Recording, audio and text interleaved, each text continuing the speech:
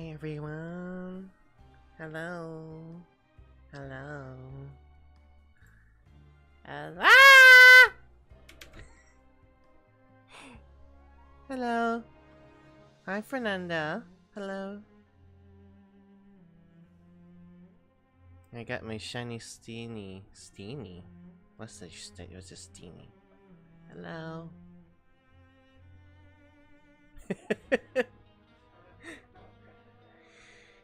I hope you're all doing a good today. I never ate breakfast, so in the middle of like Act 4, we may, you may hear some of that sound later on. So, sorry, Andre. So I'm glad everyone's here, or at least most of everyone. Yeah. Today we're gonna be doing Act 4 of Genshin Impact's 4.1 for Fontaine's arc, which is called Cataclysm's Quickening, Chapter 4, Act 4, Into the Deep Water Murk. So, hi Electron, hello. Hello. Hello. Hello. So basically where we are in the story is that after going through some investigation about disappearances of little girls or girls in general, we solved that mystery, and now that we basically gone through that, in the middle of that, a character named Child has been found guilty of those disappearances, even though Child had no connection to the crime, all because of the Oratress having a guilty plea instead of a guilty verdict instead of a not guilty verdict, while Nouvelette, who is technically the other side of the judgment, says he was not guilty at all. So that's some conflicting stuff, and now Child is arrested and has gone to Fortress Meripede, where we are falsely arrested, or technically we arrested ourselves. Okay. Alright, Eltron, sorry. But yeah, for those who don't want spoilers, cut off your ears. Live on Gove. But yeah, for Act 3 of Chapter 4's Fontaine story, Nouvelette invited us to talk about some political clashing in terms of Fontaine and the Fatui, who was a representative, was the Knave, or Chino, who has very deep connections with Fontaine. And so, since there is problems going on, Child was actually heard that that Child disappeared in the Fortress of Meripede. So Nouvelette wanted us to be arrested, so that way we can get intel for him and basically understand what's going on in Meripede. But there's even more going on. Apparently, Linnea Lynette and Femine is in this fortress, oddly enough. So they're actually there to discover the secret to the Fortress of Meripede. They theorize, or the House of Hearth, which is the Fatui branch of Fontaine, they believe that the Fortress of Meripede holds or is protecting the Gnosis of Fontaine, the Hydro Archon's talisman, which is their power. That is their theory or hypothesis. And so far they discovered that there's a so-called forbidden zone, and they've been trying to look into it, but nothing has come to avail until like as of right now. And then, as for a discovery for a child, this fortress has some weird hidden rules, and so we had to break those hidden rules, and we discovered those hidden rules were just bogus. And so we discovered that those hidden rules were placed by people who helped the child trying to like get to a certain place and whatnot, to prevent people from like putting their noses somewhere else and whatnot. And in terms of child story, throughout all this time we've been getting visions on how or where child has been throughout the fortress, all thanks to his vision that he gave us. And it led us to a pipe that needs some diving expertise, which we may need Fermine for. And oddly enough, something's going on with Child, because Child is being called out by something. So that is probably what we're going to be discovering in Chapter 4, Act 4. Cataclysms Awaken or Quickening. So right now, it literally is the next day after discovering the pipe and, of course, figuring out what's going on, like with the disappearance of Child and whatnot. But right now, we need to look for clues. It's clues and more clues.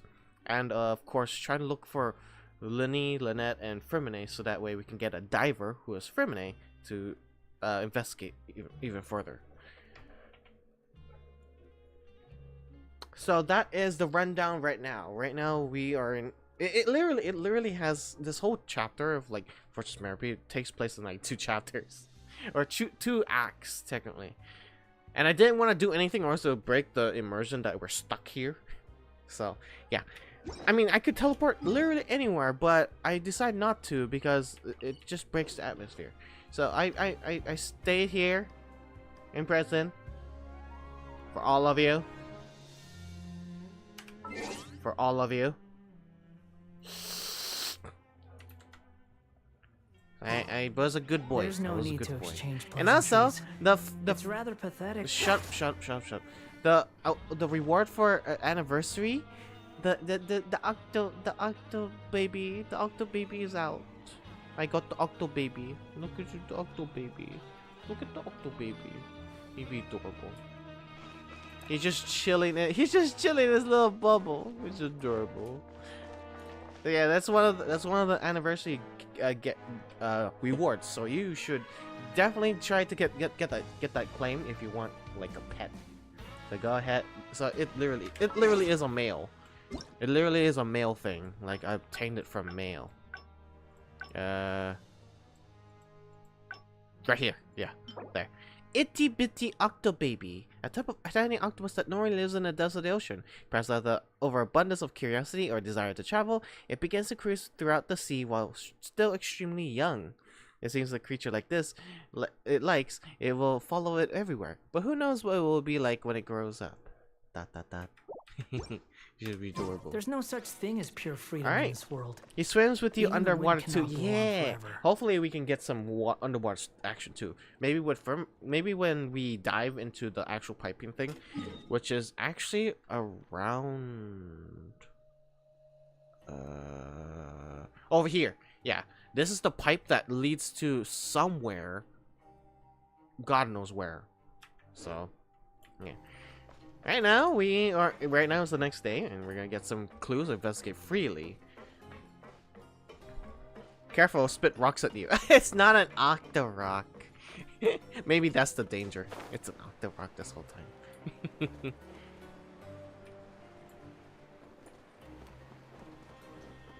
Okay, so let's check the cafeteria. Yeah, I'm still imprisoned. Oh, and it's the 3 guys that we actually talked to. There's some people talking over there. Let's listen in on the conversation. I think. I could be wrong.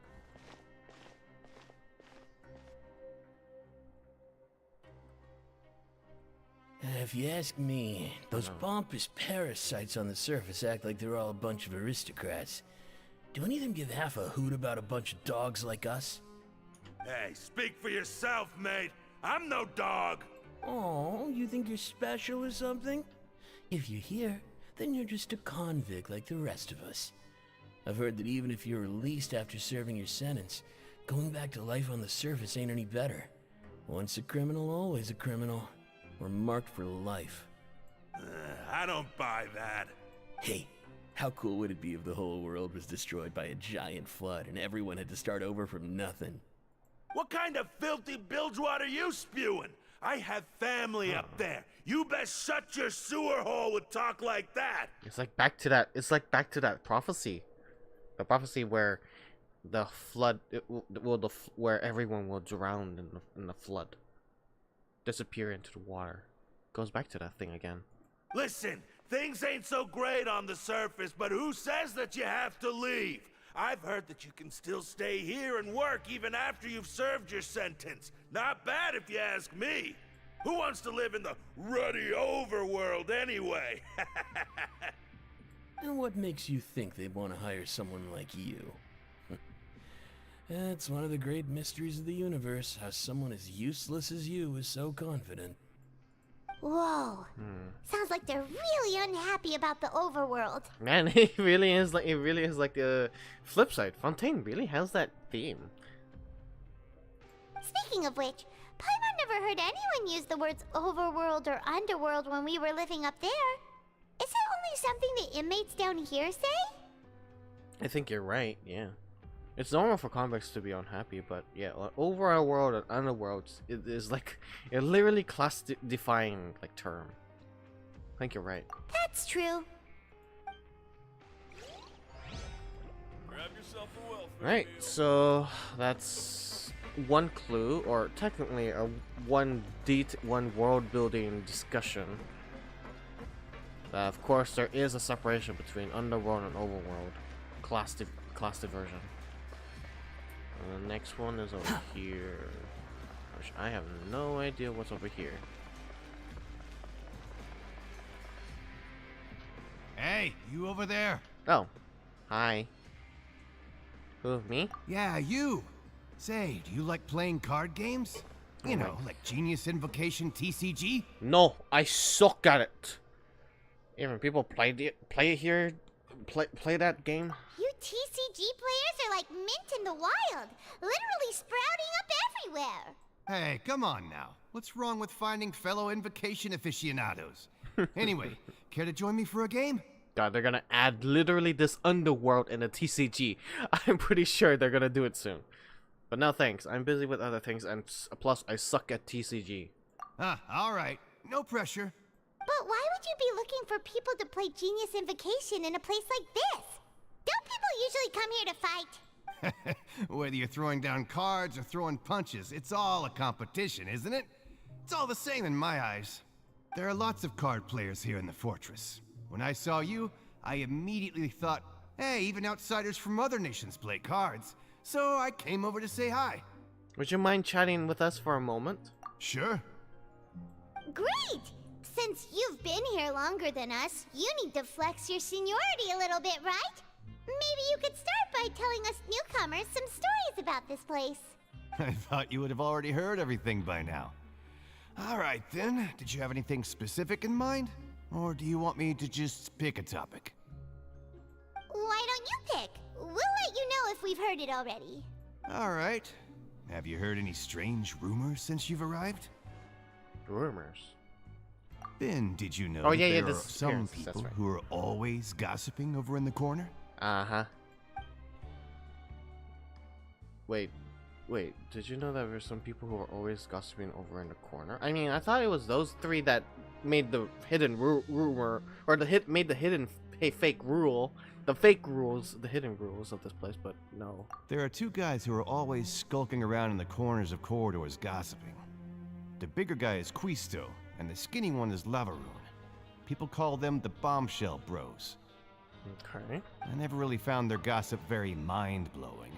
It's pretty much just the same stuff that I hear about when I'm at work every day. If you're interested, you can go talk with them. They tend to talk a lot of nonsense, but they aren't exactly bad.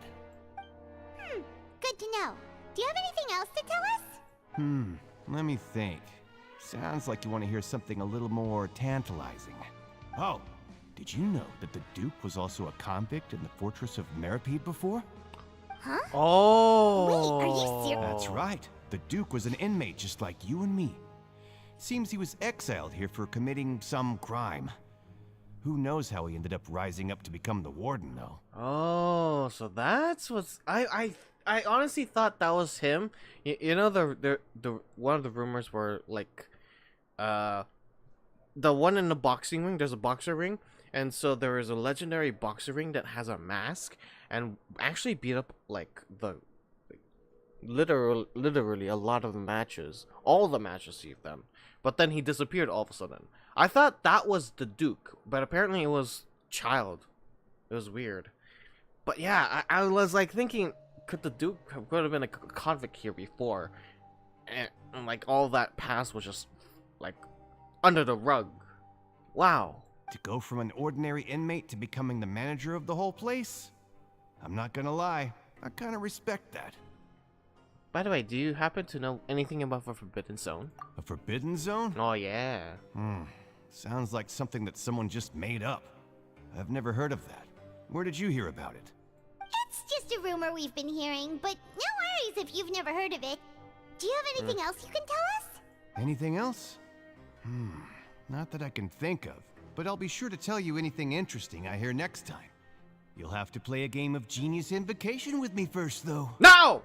No! No! No! No! No!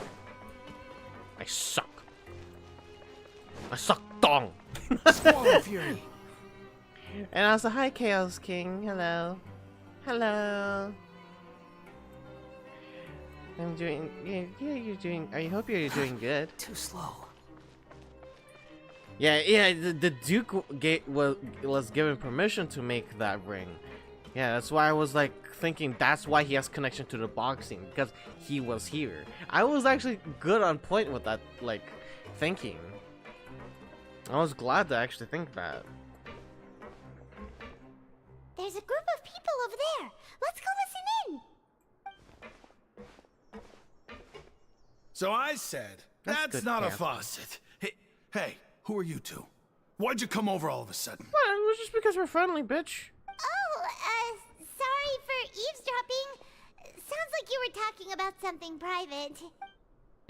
Ow. What's the matter? They're just looking to join in on our fun, that's all. Wait, are these the two good with the rumors? Hey, don't pretend like it's okay for them to just interrupt us like that. Yeah, fine. You're lucky we don't mind extroverts that much. Thanks, you guys are really nice.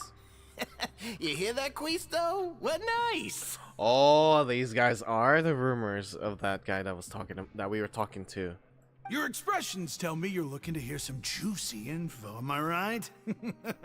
But before that, it just so happens that I know you two.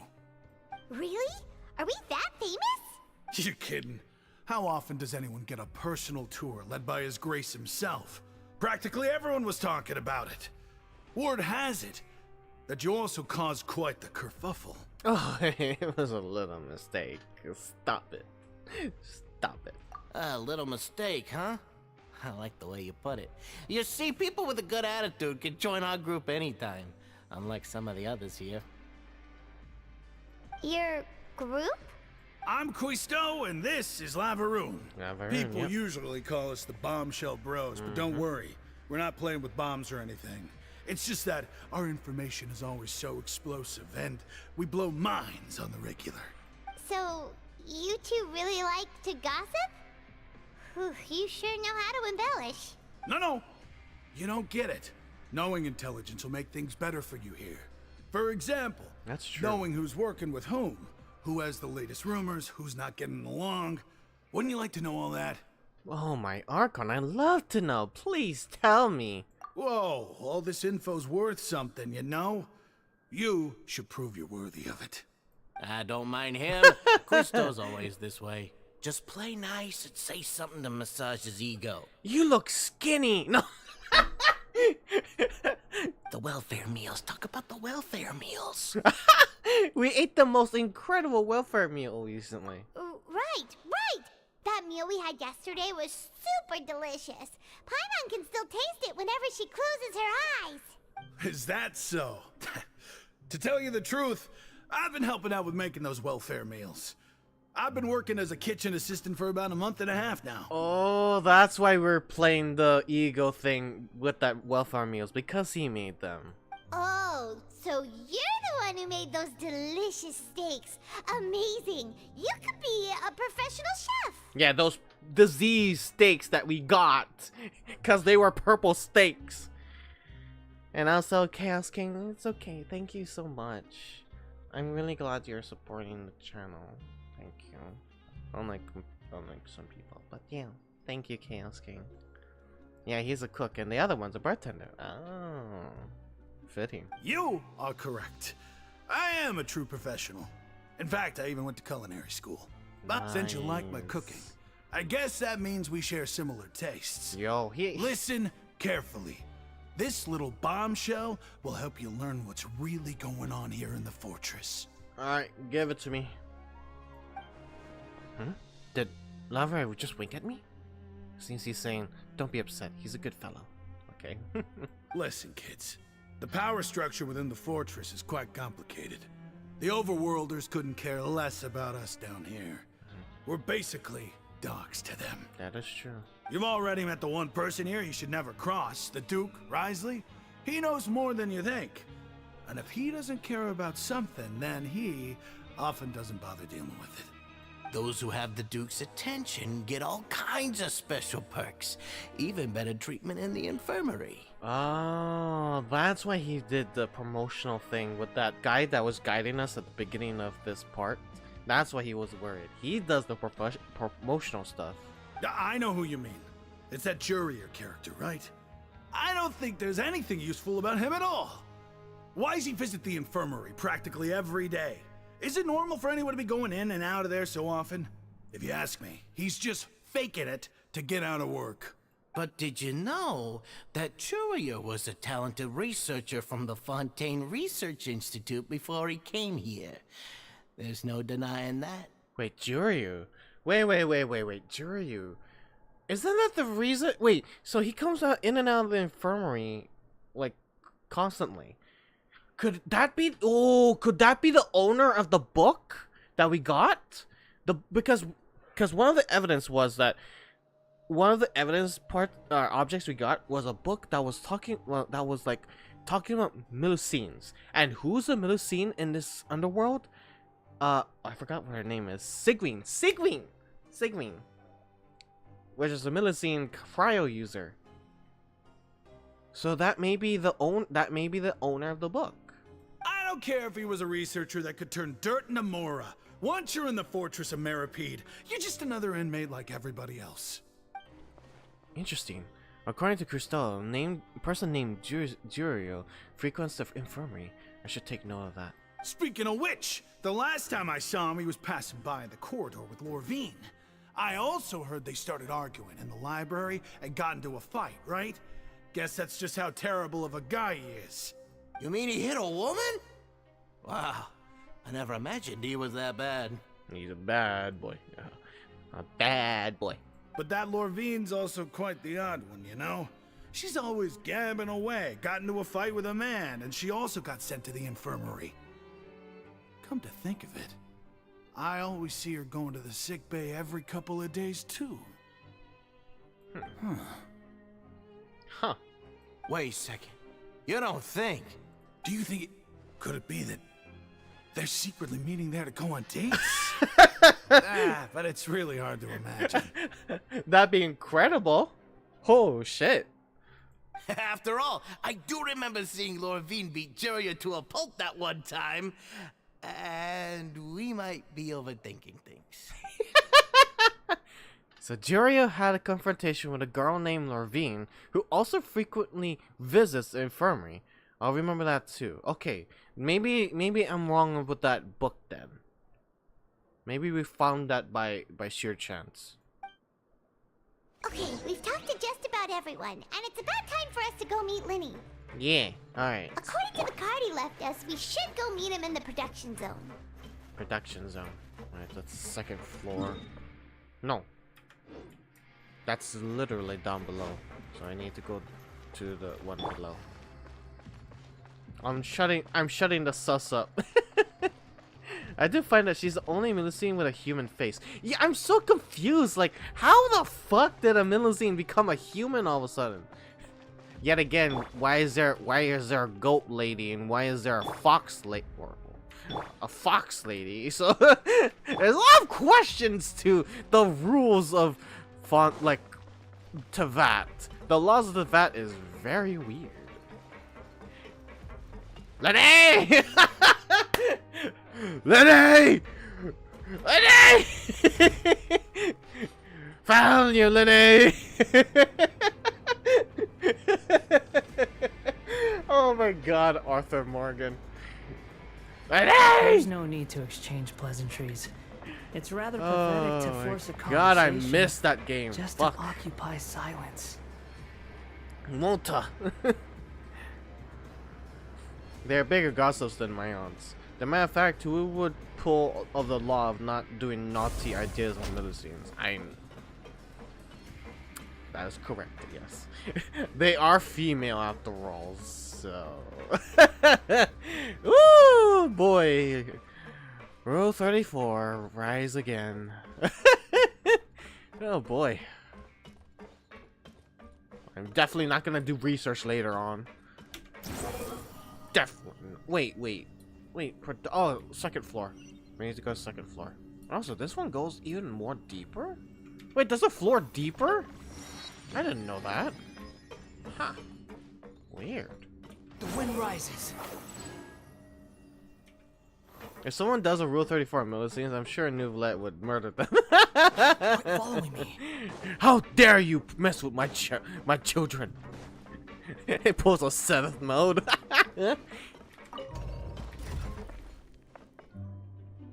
It's literally an actual law.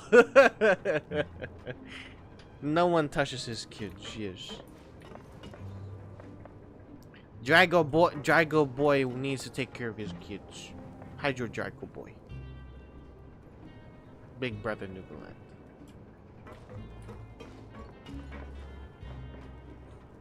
Doesn't that mean Sigwin is basically the daughter?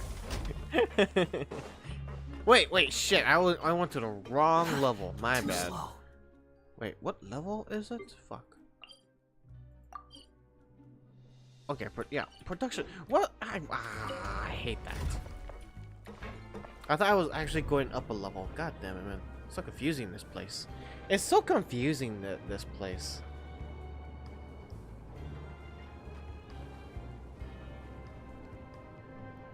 Who's touching the child?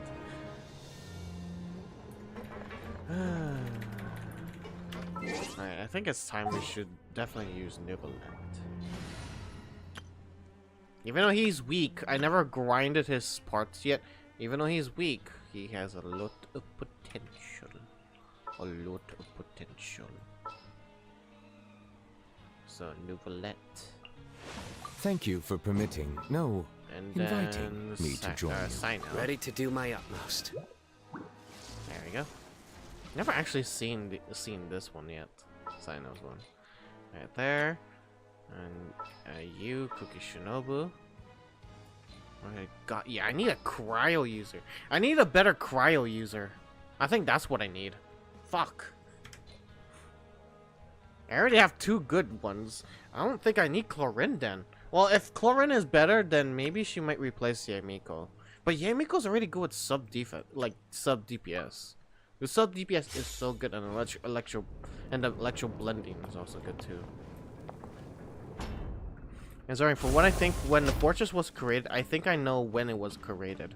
Was the fortress created when was it created during like the previous Archon, or was it after the previous Archon? Imagine how prisoners would react to seeing him walking around the prison. Nouvellette. Seriously, I'm going in the wrong direction again. Where the fuck do I go, game? This way? I swear to God. Better be this way. I think it was created during the Archon War. Ah. Wait, if it was created during the arc,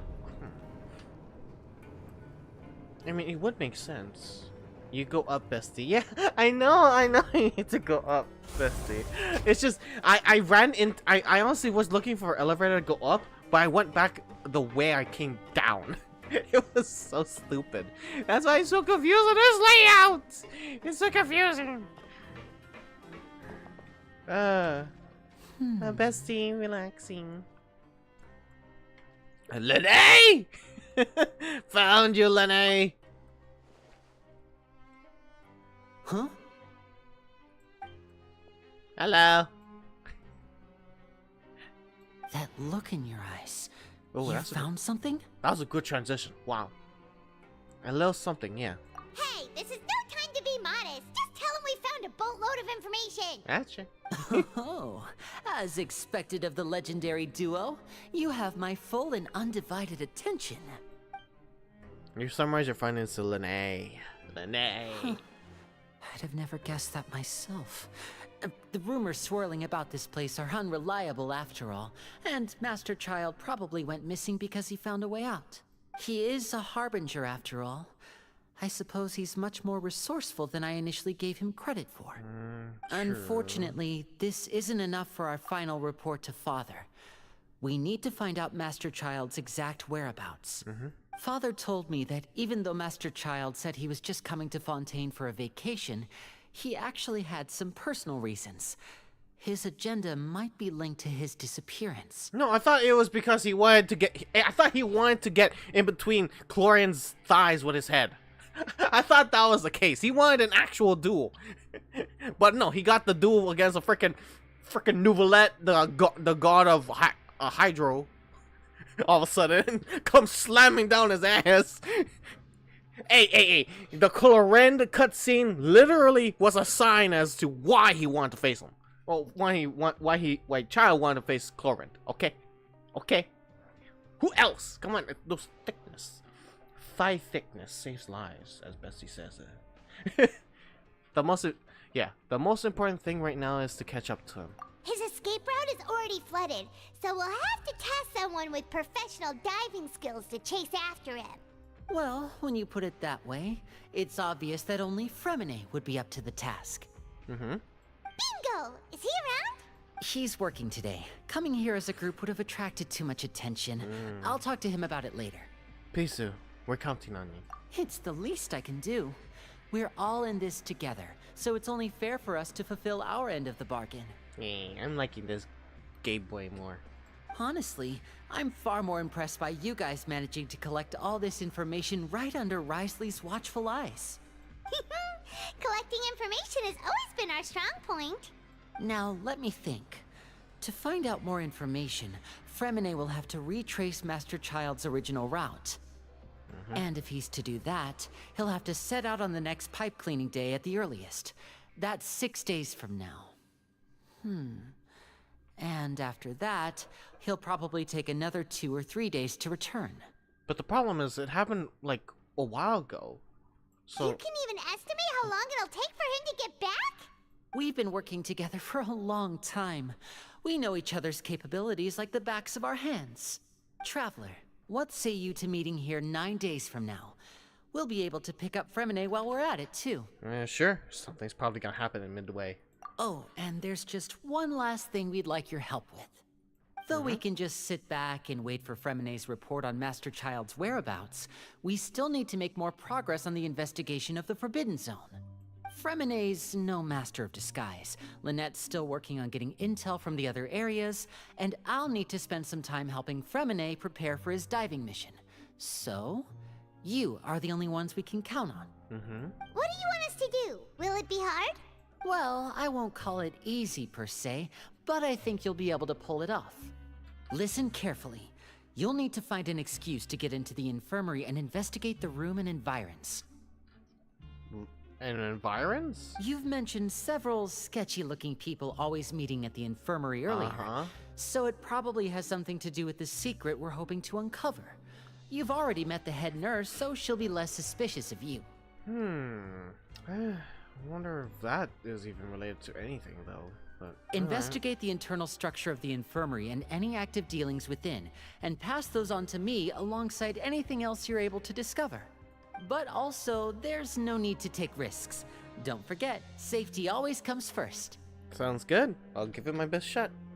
Did you only say that because I'm an amateur? No, when it comes to intelligence gathering, I'd never consider you to be an amateur.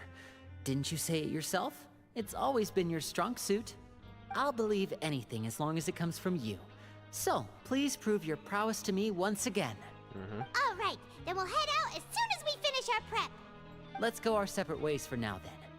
Don't forget, we meet here again in 9 days. Stay safe. Alright. Okay. Doing some prep work after work Paimon, working infirmary. Yep. Paimon sneeze on Ether and make him sick. Oh, we're making some detective stay here music. for now. Paimon will take a peek. There seem to be several people inside. I really like that. Let's try to eavesdrop on them first. You and Paimon hide in the corner, try your best to ease off on the people inside the infirmary. Several people appeared and engaged in conversation, but you only managed to catch a piece of this. Oh, yep, it's the researchers. It's not impossible.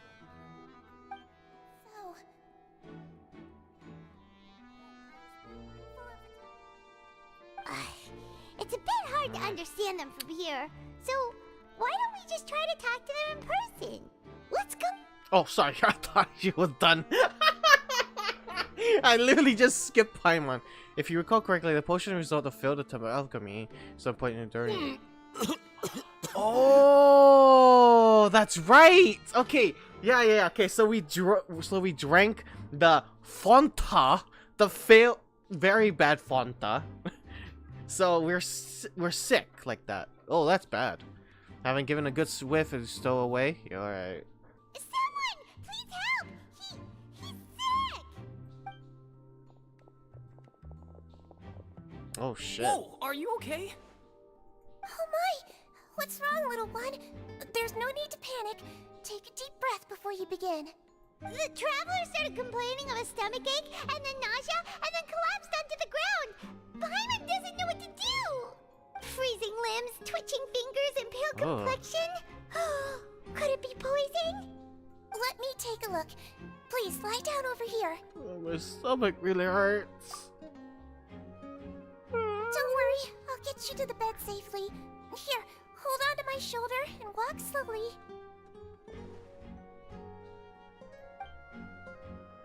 Food poisoning is the worst. I've never had food You poisoning. can do it, traveler. Thank you. I'm sorry, Don't Paimon. apologize. You're sick after all.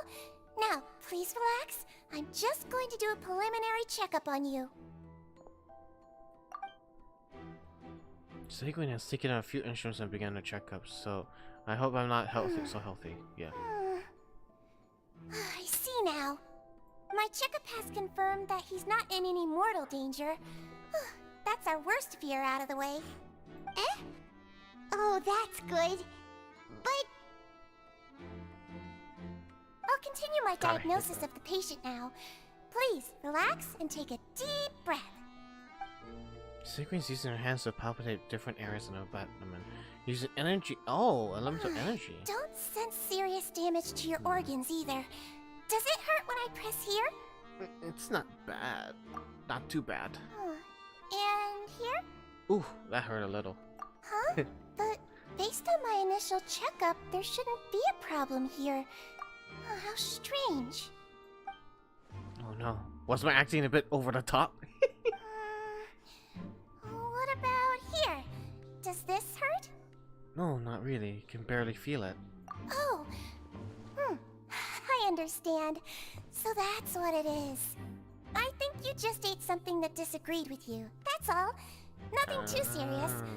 Yeah. Outside of a pretty bad stomachache when it decides to act up. Oscar right here. Oscar. Amazing idea. So that's what it is. Thank goodness it's not anything more serious. And there have been other inmates complaining about the food recently. I'll inform our head chef, Mr. Wolsey, of this problem as soon as possible. Congratulations! The health risk is incredibly low, so you should recover within a couple days. Why don't you take a rest here while I go get some medicine for you? Miss Levine, Gosh, she's so I'll have to trouble adorable. you to help me look after this new patient while I'm gone. Yeah, Lorvine. Very well. Yeah, it is them. And she hopped away, just like that. Yeah, this infiltration mission is going much more smoothly than I imagined. Next, there are only 2 people left in the room. Seguin just called the woman Lorvine, so she has to be the one frequent visitors to the infirmary just before. Would that mean the man next to her is Jure, then? Hello. So how are you feeling now? Still not great. I can't keep staring at her. It'll draw unwanted attention. That guy also seems to notice. Now he's looking at my direction too. His stomach ache's really bad. He was stumbling about the whole way here, so Paimon's really worried. If Miss Sijuin says it's not a serious problem, then there's no need to worry. She's the best medic we've got down here. But it also looks like she's the only medic you've got down here. Ah, well, that's true. What do you mean, that's true? That's really misrepresenting the situation. Of course I can't speak for the whole fortress, but it's not like everyone imprisoned here is useless, you know? Though they may have committed crimes and gotten locked up here as a result, they still know a thing or two about medicine, and they help Miss Sijuin take care of the sick and injured. Yeah, you're right. But did you have to lecture me about it in front of another patient? Aren't you a patient too? Where did all your energy come from? What? That's correct. What? What? Sorry, I got a bit ahead of myself. Oh, these guys are sus! What the hell? Are you two also sick? We've been sick a while. I come back every once in a while for checkups, and to pick up the medicines Miss Sijuin prescribes for us. That's just the nature of chronic illnesses. As for her, you could say she fancies herself as Miss Sijuin's capable helper because she learned a bit of medical knowledge ages ago. Please watch your mouth, Mr. Jurier. Don't forget that you are the primary reason I have frequent heart palpitations. Hey, don't start arguing now, please. Keep it civil at least. You should get a room. Get a room. These two seems to have pretty terrible relationship, and only ran into each other because they came here to pick up their meds at the same time.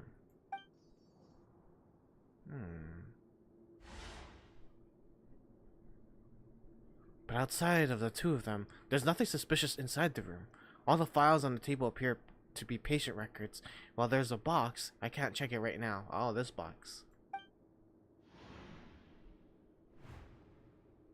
There also aren't that many refrigerators at the wall, eh? Wait, there seems to be a movable hatch on the ground. Oh. Hey! There's no need to fight! Everyone will be released someday, so there's no need to argue over silly things like this! But... Release. It's way too early for us to even think about that. And who the heck knows if we'd even be able to continue our previous lives? The presence of the movable hatch isn't strange by itself, but perhaps it's my adventurous intuition speaking. But isn't it a bit strange that there's a movable hatch here of all places? Yeah, that is weird. Yet again, this was built probably long ago and there wasn't an infirmary in the beginning. Questionable. Is it hiding something? Please allow me to end this boring and useless conversation. Oh, and Mr. Jurier, I don't want to see your face here again anytime soon. And same to you, Miss Lorvine. Anyway, that was more than enough rest for me, so I'm going to get out of this excessively noisy place. See you later, everyone. Get a He just room. slowly walked off? Like that? That's just what he's like. I'm sorry you had to see all of that. I'm Lorvine, and that's... Well, his name is Jurier, but I hope you'll never have cause to remember his name. You really can't stand him, huh? I really like Paimon literally carrying the conversation for these two while we're just thinking it over. It's like nice. Oh, this dude was amazing. I mean, can you blame me? Who would like someone who's as arrogant and obsessed with weird research topics as he is. But there's no need to keep dwelling on him. Just kiss it out. Fucking pash it out, man. Just pash it out, man. Jesus.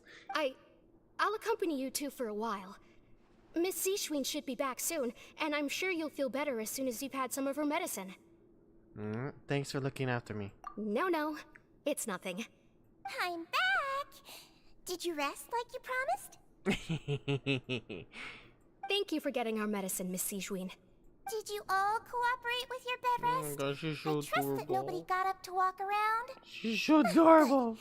Here, this should be 2 days worth of medicine for you. Take 1 pill now, and then continue your bed rest. Right. You know, one thing I just realized. Miss Levine, I left in a bit of a hurry just now. Do you still remember if we discussed the color of the pill that you should be taking today? I remember. You said it should be yellow. Did they talk about what we walked in? Why don't I remember? Wait, what? Did they talk about that before we walked in? Why don't I remember? Huh? Yellow, huh? I understand. These are yours. Please, make sure to go to bed early after taking them tonight. You'll benefit from a good night's sleep. All right, then I'll also be on my way now. I hope you feel better soon too. This is a good opportunity. Thanks. And yeah, I was like thinking, wait a minute, Sidween leaves the infirmary at lunch. Always at lunch. So, I'm like thinking, that has a perfect opportunity to literally check the hatch. Thanks. See ya! Hi, Miko. Hello. And you just stood there for a while. I'm going to fill out your medical record now. You're widely known as the Traveler, right? I just want to double check a few details, if that's alright with you. Of course. Those two made quite the commotion just now, so why don't we let the Traveler rest? Paimon can answer the questions instead. So his primary symptoms are abdominal pain with secondary symptoms of nausea. Is there anything else? That's it. Alright then. Is there anything we should know besides to take the meds? No, his base constitution is quite good, so I'm sure he'll recover quite quickly after taking the medicine. Please make sure to stick to bland or less stimulating foods, and don't stay up too late at night. Got it. Paimon will hold the Traveler to that for sure. Seishu's still looking at me. I should try to take a nap like she said. Oh, you're going to take a nap already? Okay then, you get some rest. You move yourself to regular patient's bed and completely relax. Intel gathering is hotel. You can, however, still catch some hints of Lots of places composition. together. He may look a bit under the weather now, but he's actually super strong. So you're the best of companions. Well, don't worry, he'll recover soon. I really like it. It's a bit muffled because we're probably facing the other direction and we're actually hearing the echo from across the room. It's actually a nice detail. It's really nice. Companion, the word could come for us, so the relax fall or sleep. Okay. How do you feel? You slept for a really long time, but we never left. I feel a lot better. Thank you both. Well, now you can go back without a worry in the world. Remember to take your meds regularly, and remember bland foods. Thank you, Miss Seijween. The disease steak. Seriously, what kind of steak is purple? Seriously. Hello, Seijween. Seijween daughter meeting daddy Nuvalet. Hey, I have context lore question. But are you watching your kingdom right? Yeah, kinda. I don't hear why people still don't like Paimon, even though she's so cute. Yeah, honestly, the reason why Paimon I would think is annoying is because the way she is. But that's the way she is.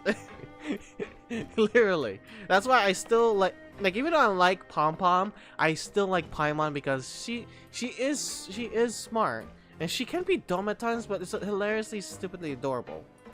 That's just how she is. Bow your head. Oops, that's not what I meant.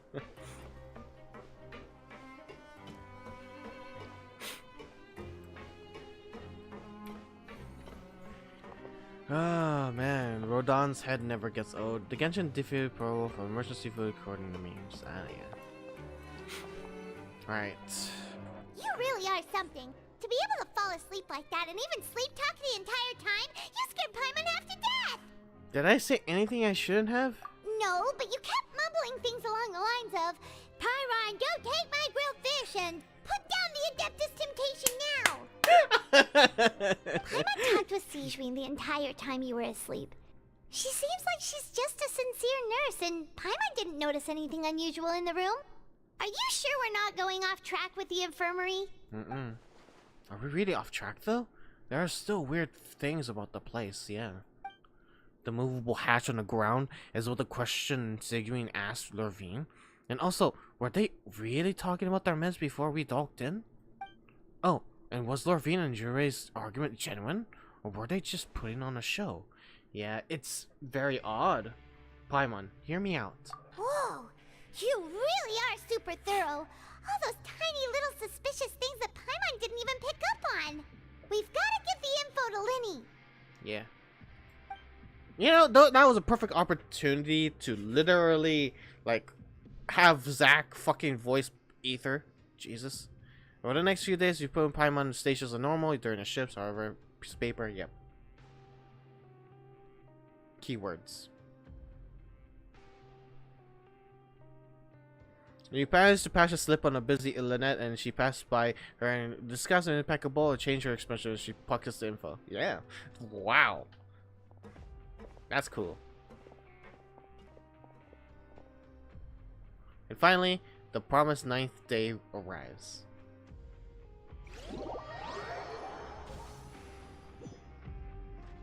Today's the day. Let's go meet up with Linny. Alrighty. Oh. Ah. Yeah!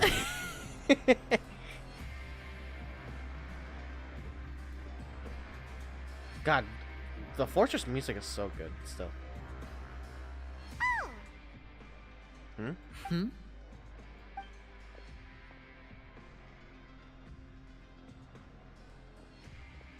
Oh, here we go.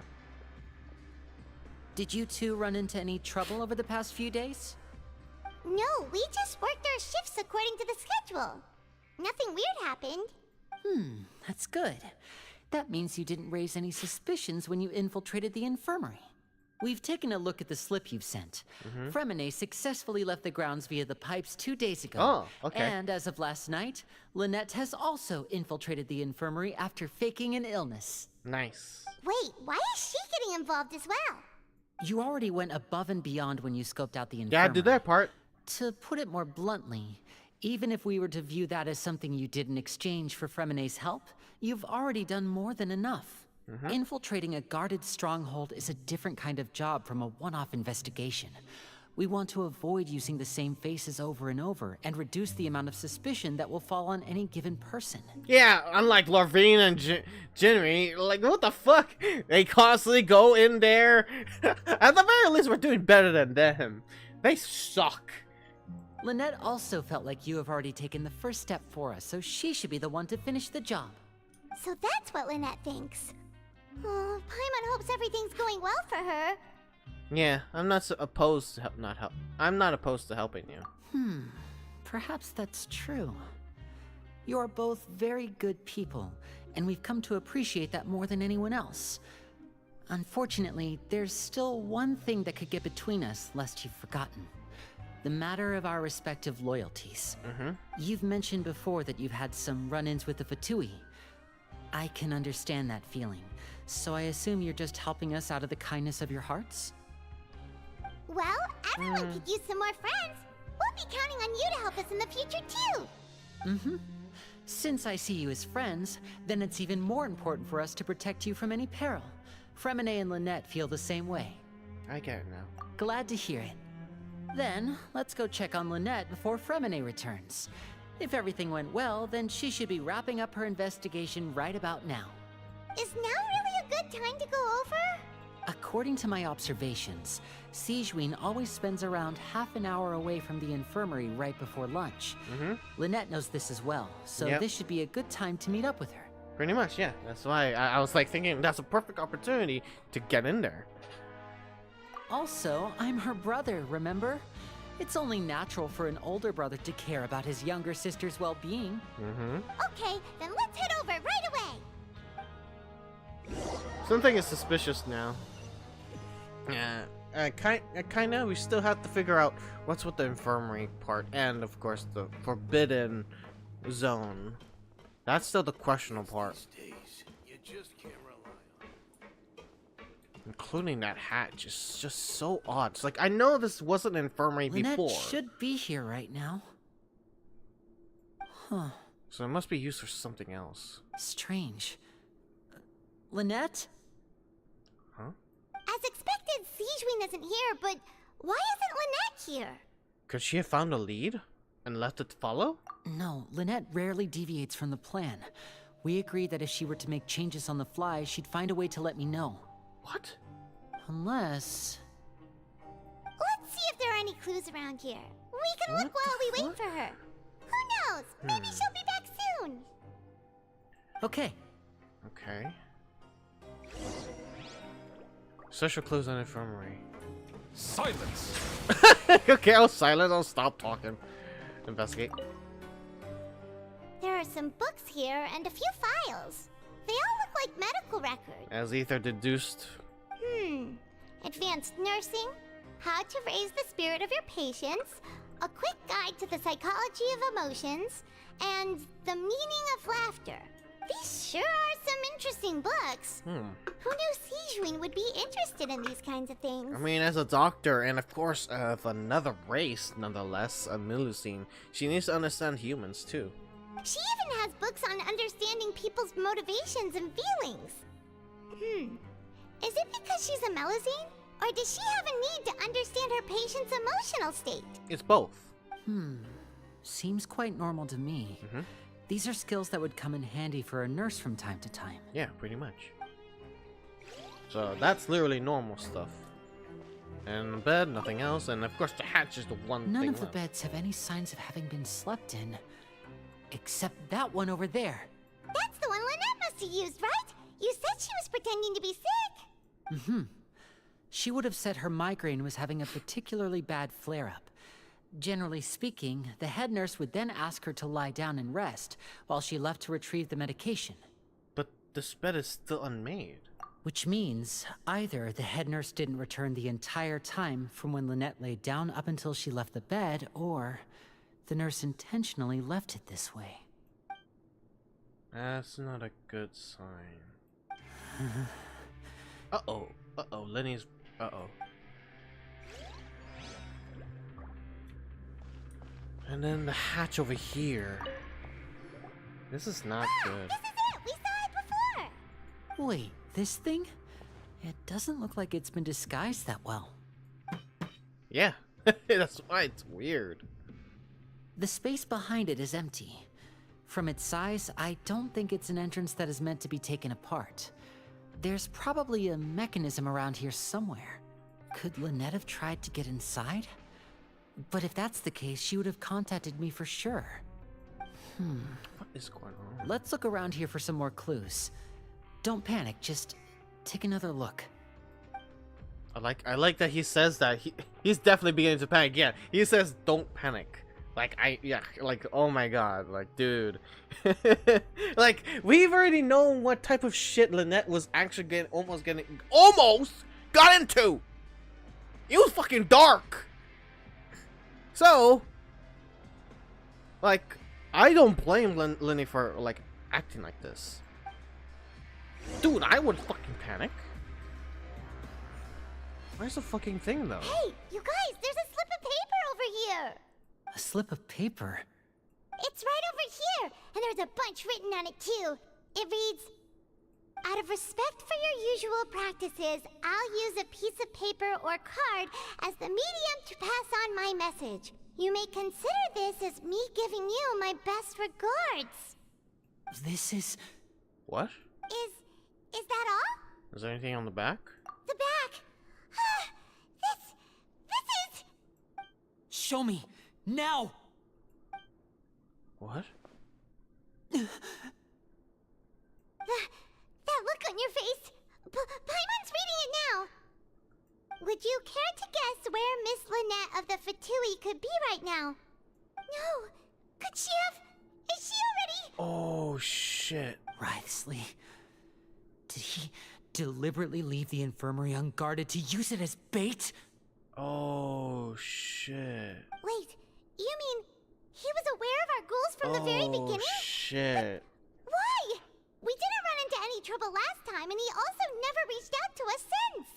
And why would he choose to act during our second infiltration attempt instead of the first? Yes, that is a crucial question. Wriothesley, he doesn't do anything without a clear goal or reason. So this means he had no concerns about your activities from the very beginning. You're not from the same camp as us. You were sent down here by Nervulet, so you have no conflict of interest with Wriothesley. We're a completely different story, though. That's right. Since their goal is to infiltrate the fortress of Meripede to discover its secrets, they are a big target. They're his actual target. But why did he only go after Lynette? Why didn't he go after you as well? I'd like to know that too. Why did he only go after her? Maybe he knows that. Maybe he knows the beef, or like the connection between you, and literally is trying to aggravate you. Don't panic. Just think everything over. I have to stay calm. This is not like what happened last time. The situation's different now. Yes, she's just captured. Nothing is gonna happen that's gonna happen badly. Don't think about that. Keep calm. She's just captured. Okay. Okay. Wait. It's like you're PTSD. Right. Wait, but that means What? the fact that Fremine was able to leave the grounds. Could Wriothesley have let him go as well?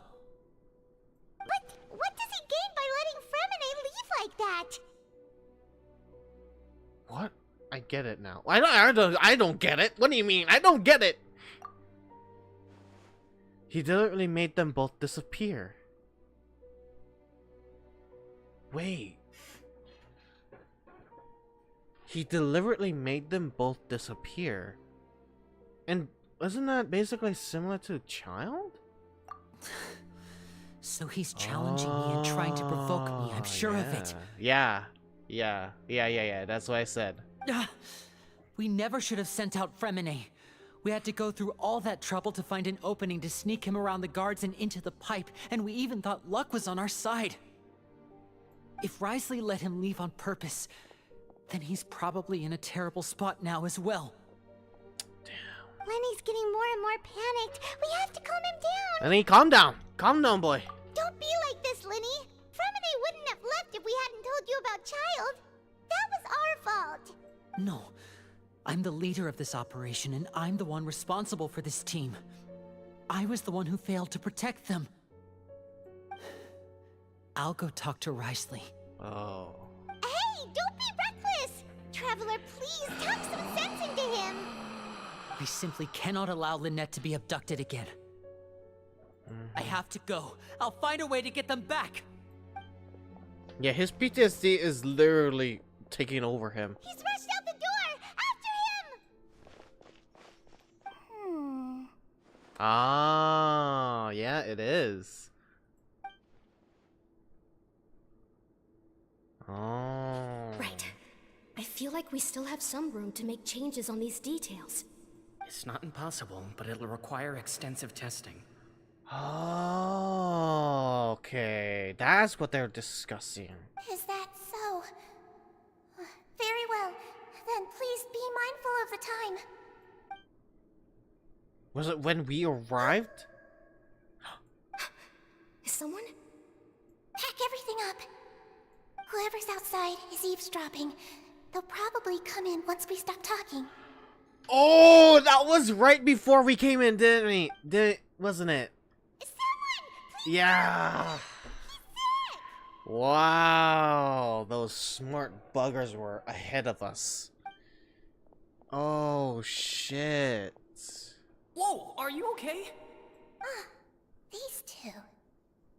As expected, they've already found this place. Oh, they are quite sharp. What the What a hell? delightful turn of events. I like smart people, but I also like playing dumb. I like the feeling of being trusted. Oh shit! Well, that face is not helping, Citrine. It is not helping. I like the feeling of being trusted. Look at her fucking face on her, and edit this word to the point where her eyes just glow red after that. Jesus. Oh my! What's wrong, little one? There's no need to panic. Take a deep breath before you begin. Holy shit. Being able to read human expressions is quite the useful skill. Wow. You know what? You deserve a 5-star. You deserve a 5-star, Citrine. Not a 4-star, a 5-star. Wow. That was amazing. Wait! Wait! Lene! No use, we have to catch up to him! Lene! Where are you, Lene? He's already out of sight! Oh shit. Fast! Oh, office. Let's go head him off at Risley's office! Office. Lene! Oh, whoa, going the wrong way. Wow, and yeah, the Oscar goes to Citrine. Wow, that was incredible. Holy crap! What a plot twist. Okay, so I have to check all this and whatnot. Okay. Follow the gay European man. Oh shit.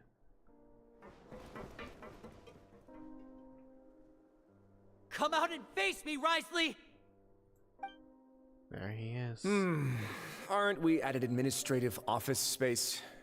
Why don't you at least try to follow even a couple rules from the fortress's indoor management regulations? What did you do to my sister? I ran into the young miss at the infirmary. I'd heard that she was suffering from quite the migraine, so I decided to invite her over for a cup of tea. I do have some teas in my collection that can work wonders against such an illness. Stop joking around! Where did you take my siblings? I have also heard that your performances are quite the spectacle. Miss Lynette would sometimes enter a box filled with water, only to emerge the next second from another place altogether. Maybe she'll appear behind you right now if you were to turn your head. Is he trying to trick me into turning my head? No, he's probably not looking to attack me right now. All of the hostages are in his hands, and he's even in the mood for small talk. That means Lynette is probably still alive. And yeah, hi Razel. Not interested in Genshin, but decided to hop in. Thank you, Razel. Thank you so much. Genshin is actually a really nice game. It's a story-driven game, so you know that's one of its biggest perks. Yeah. You knew we were investigating the infirmary from the start, so you deliberately aroused the Traveler's suspicions and baited us into continuing our investigation, just so that you'd be able to kidnap Lynette. As for Fremine, no, you probably didn't even interfere with Child's escape. You let him go, so you could purge the Fatui members that we had planted into your ranks. There was no need to do so. The Fortress of Meripede is a pretty pleasant place. Most people enjoy their lives here. The only ones who act differently are those with personal agendas.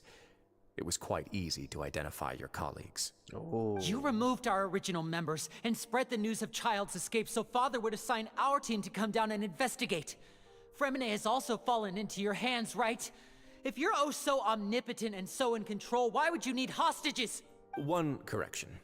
Lynette is in my hands right now, but Fremine is not. He's not. What do you really want? Hey, my gay boy! Bruh! Oh, wonderful. Everyone is here, so I'll only need to say this once. Thank you so much for cooperating with me. Where are Lenny Fremine? Eager and to the point, I see. Yes. Alas, only Miss Lynette is currently having a cup of the fortress's finest tea. Although, as per your original plan, Mr. Fremenet should also have returned to the fortress by now. But he has neither shown up within my gates, nor has he been taken into any kind of custody. So where do you think he may be right now? Wait, you can't mean... What?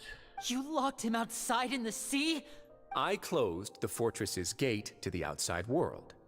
That's all. Oh. Fremenet's a star diver, so he should be fine, right? No, we're still here, so he definitely tried to find a way to come back for us. So we can't assume he might have made a break for the surface. But why would I do this, you may be asking? What the hell? To have an audience with you, of course. My intel tells me that Mr. Linney is a great magician, so it's only natural for me to want to have some cards of my own when it comes to negotiating. Besides, I do recall you mentioning to Miss Lynette that you've always wanted to have a face-to-face meeting with the Lord of the Fortress of Meripede, regardless of whether it was in a personal or a professional capacity. Well, you got your wish. So, you've been keeping tabs on us before we even set foot in the fortress. Some of my folks just happened to hear a thing or two, that's all. In any case, I will be straight with you. I was willing to play dumb and turn a blind eye, so we had a pleasant few days playing games together here. But once you started focusing on the Forbidden Zone, all of that changed. Mr. Linney, the cards are stacked against you right now. Miss Lynette is in my hands, and Mr. Fremenet is still slowly being pickled out there in the brine. You know just as well as I that he cannot last out there forever. You need do but one thing to guarantee their safety. I would like you to contact your superior, and ideally invite her over for a cup of tea with me. You want to see Father? But why should she bother giving you an audience? Well, if she cares for the well-being of her dearest children, she should have plenty of motivation to join me for a parents' evening. I've heard that the bonds between the members of the House of the Hearth are like the bonds of family. I don't see why she would refuse. Oh, testament of will, huh? Why did you think Father sent us to handle the Fortress of Meripede? This place is basically a no man's land.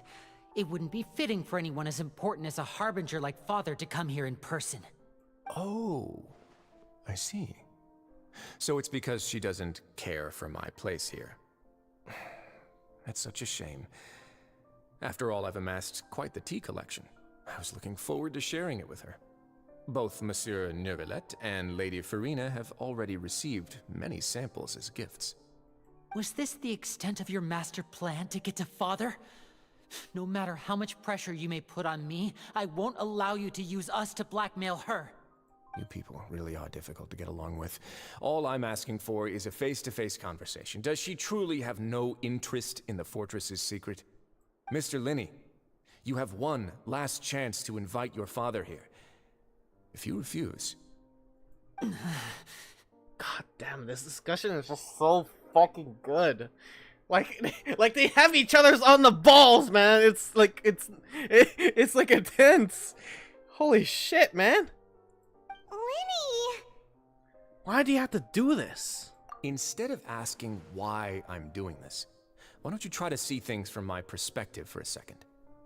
From the very beginning, the Fatui has been actively infiltrating my fortress.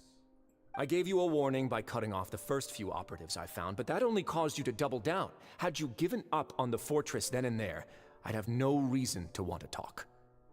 Mr. Fremenet left the fortress on his own, and Miss Lynette tried to pry out my secrets right in front of me. No matter how you look at it, the responsibility for this falls on you.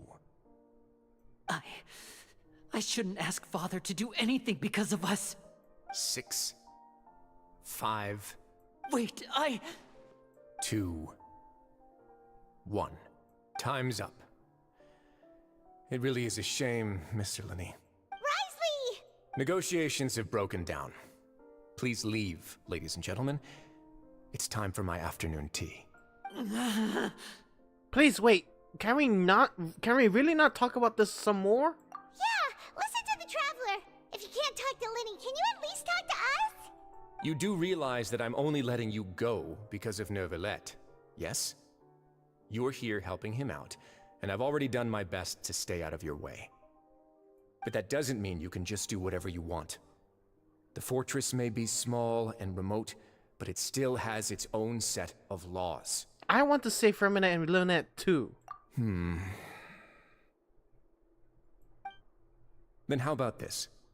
Those who are capable deserve respect. You've spent quite some time investigating my home turf by now, so why don't you tell me a thing or two about what you found? Oh, this is where the evidence plays in.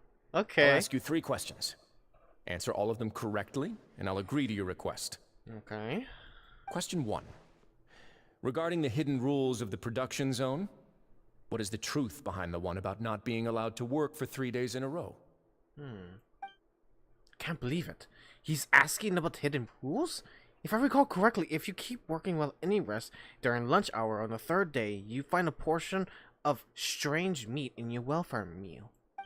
It's a good thing that we already ran through an investigation on this. Let's see if I can remember all the clues.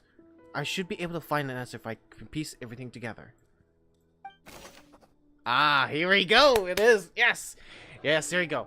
Regarding the hidden rule of the production zone, what is the truth behind the one that about not being allowed to work for 3 days in a row? What happens if you violate the production zone's hidden rule? If you break a hidden rule, the welfare meal may contain some strange meat.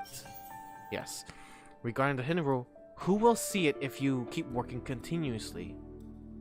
Who will see it if you... I've been told that the infirmary is always empty for the half No, hour not this just one. before. Not this one. The Fonta promoter has been struggling because he doesn't recognize the real value of coupons. Not this one. No. We often see Miss Sijween observing the prisoners at work near the production zone. It seems like she can perceive the general state of a person's health just by looking at them. Exactly! That explains it!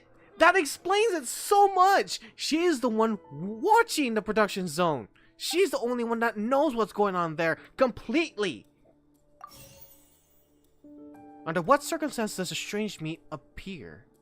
Fonta's internal report suggests No, that they're not that starting one. Under what circumstances does a strange meat appear? The research notes said that the Melusine race perceives the world very differently from humans. As a result, the Melusines have also developed a sense of aesthetics that appears rather strange and alien to humans. That's why the meat was strange.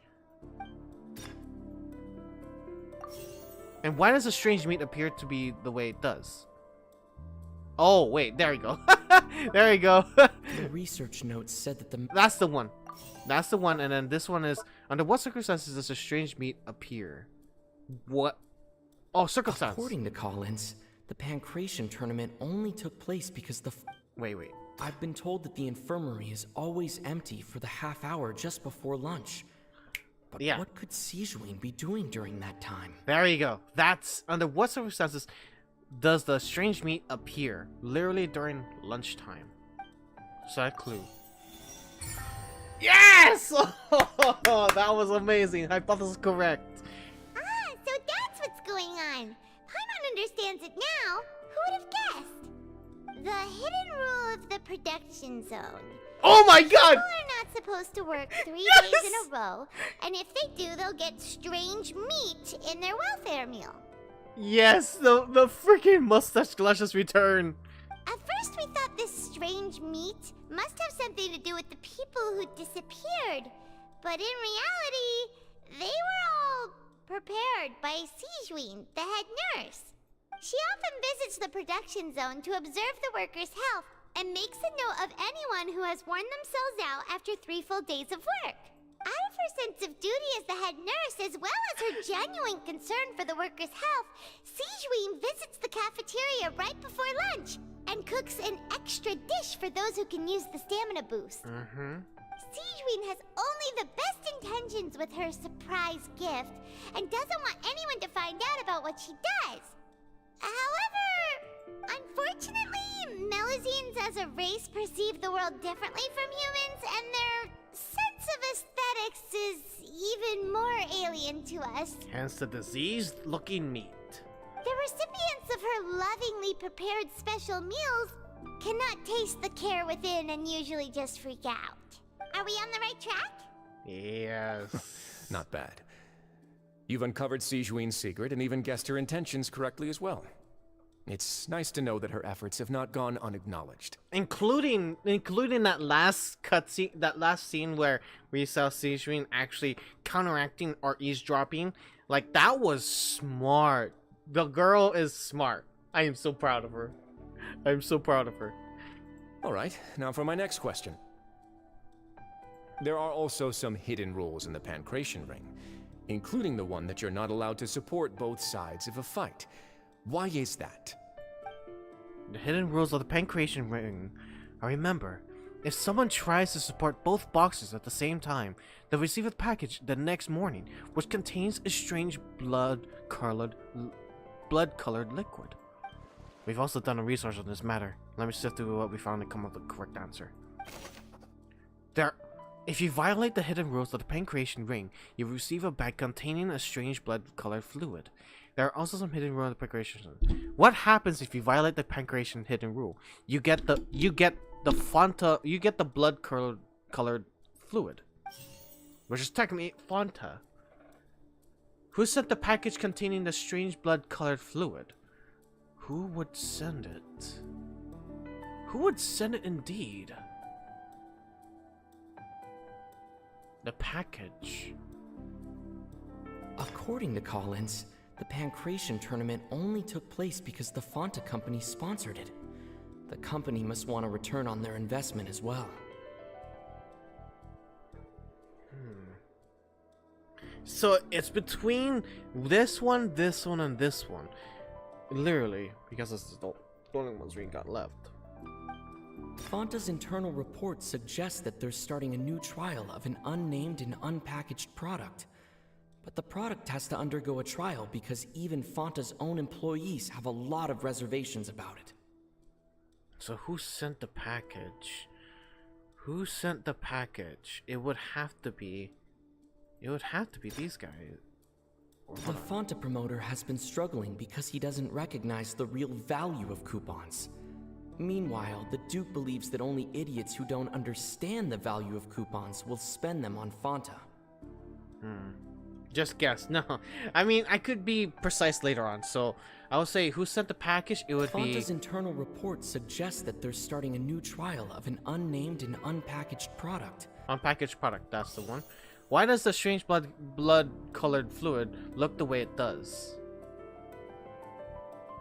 Oh wait, I think it goes with this one. Fonta's internal report suggests that they're starting a new trial of an unnamed and unpackaged product. Yeah, I think it's this one. And why do only those who buy tickets to support the both fighters receive the package? It's because it's sponsored by Fonta. According to Collins, the Pancration tournament only took place because the Fonta company sponsored it. The company must want a return on their investment as well. Okay, so the one who sent the package containing the strange blood-colored fluid was the employees of the Fonta, and the one Fonta's internal report suggests why it looks like a strange blood-colored fluid is because it's experimental, and then this one is who buys the tickets is because those tickets or fights are sponsored by Fonta Co. So that's the way it fits. The Fonta promoter has been struggling He doesn't know the real value of the coupons, hence what the package are just sent completely. So, I switched around. Fuck, it's switched. It's switched. According to Collins, the Pancration tournament. Yeah, it's switched. So it's switched around. Got it. The Fonta promoter has. I was right using both. Okay. There you go. God dang it! I thought I was gonna get right on the get-go. Paimon gets this rule too now, so there really was nothing to be afraid of.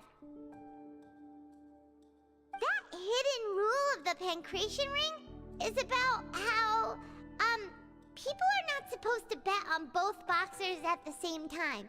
And if they do, they'll receive a package containing a strange blood-colored liquid. People get scared when they see it because they've subconsciously begun to associate it with the missing boxer. But really, it's just a bottle of the latest yet-to-be-named and packaged new Fonta trial product. A blood-red drink. It's no wonder even Fonta's own staff were questioning the company's decision-making.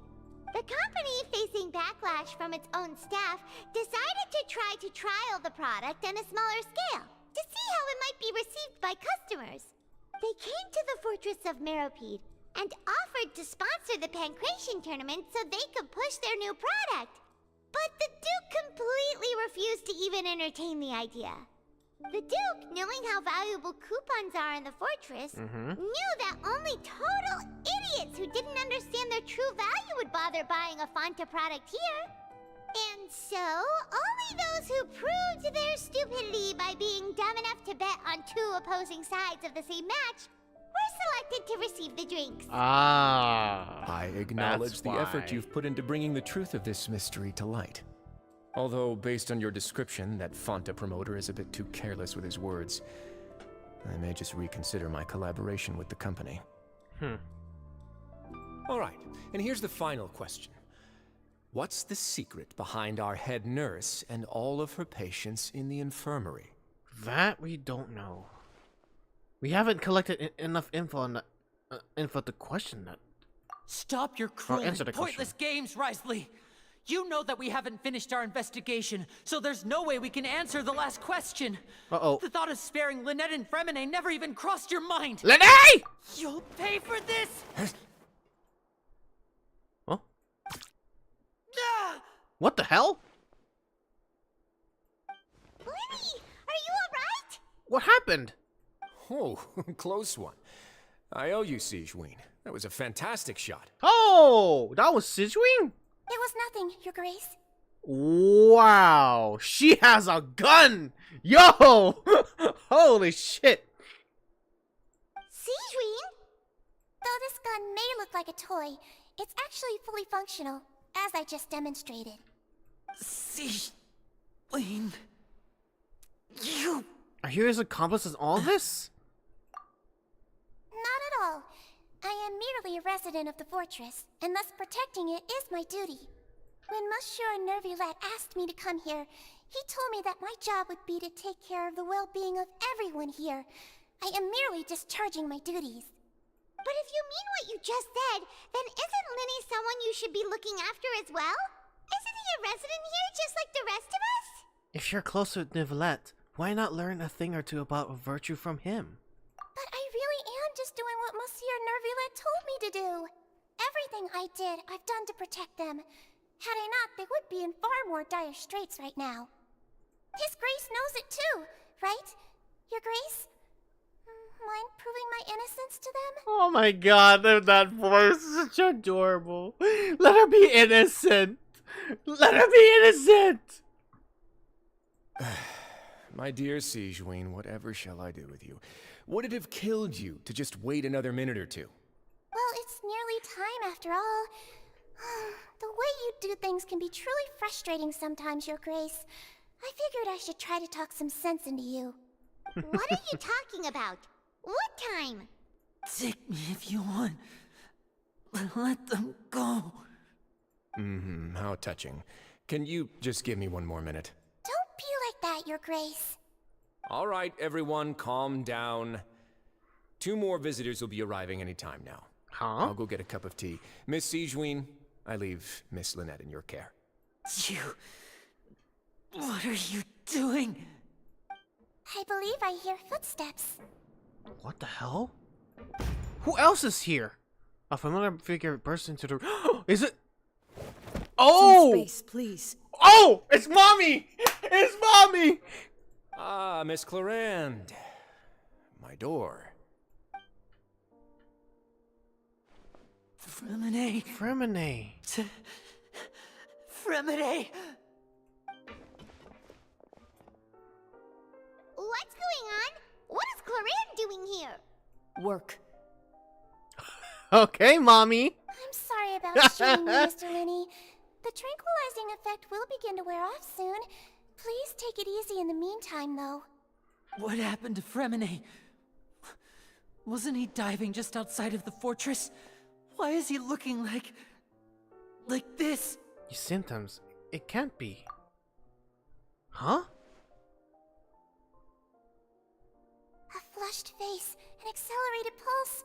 He must have consumed primordial seawater. Oh shit. Well, the good thing is that he's not Fontainian. That is a fucking close call. What did you say? Please, make some space. I'll need to give Mr. Fremine a more thorough checkup. Holy Your Grace, I'll leave the rest to you. I'll talk to Clorand while you get Fremine to where he needs to be. Everything else can wait. Oh shit. Wait, hold on. I'm confused. He's from Fontaine, that's why he's sick. Oh, wait. Oh, my bad. I seriously thought he was like supposed to like disintegrate into water. He just avoided a fatal ingestion. Oh. Okay. I got confused on that. Wow. Thank you for clearing that up, Fernanda. Wow. Holy fuck. Thank God Mommy saved him. Try to understand the situation of the people around. Okay. Lenny? Oh shit. So the effect here is more like synth, yeah. That's why I was like thinking, well, then it's good that it was. I seriously thought it was that. Like, holy shit. Yeah, so, defeated P-Wolf. So, oh, it's raining! Nope, never mind. But yeah, so, the water, the story about the primordial water, for those who don't know, the primordial water is the original source of water. It's basically the original sea. And there's a thing where if Fontainians do actually touch it, since they're like connected, since they're the people of the water, if they touch primordial sea, they become water. That was the mystery that we had to deal with in the previous acts, Act 1 and 2. That's what was going on with the disappearances of like girls. And so Fremine is lucky. That proves that the primordial sea is somewhere near the fortress. Yeah. Oh, okay. So that's what. So wait, what happened to Child? I know Child is Nesnayan. Yeah, I know Child is Nesnayan, so he won't be affected by the primordial water. And we're right above here. We're right above here in this place. So that makes me wonder, like, is that why the Fortress of Mirapede is protecting the literal like source of the primordial sea? Huh. Okay, Lene.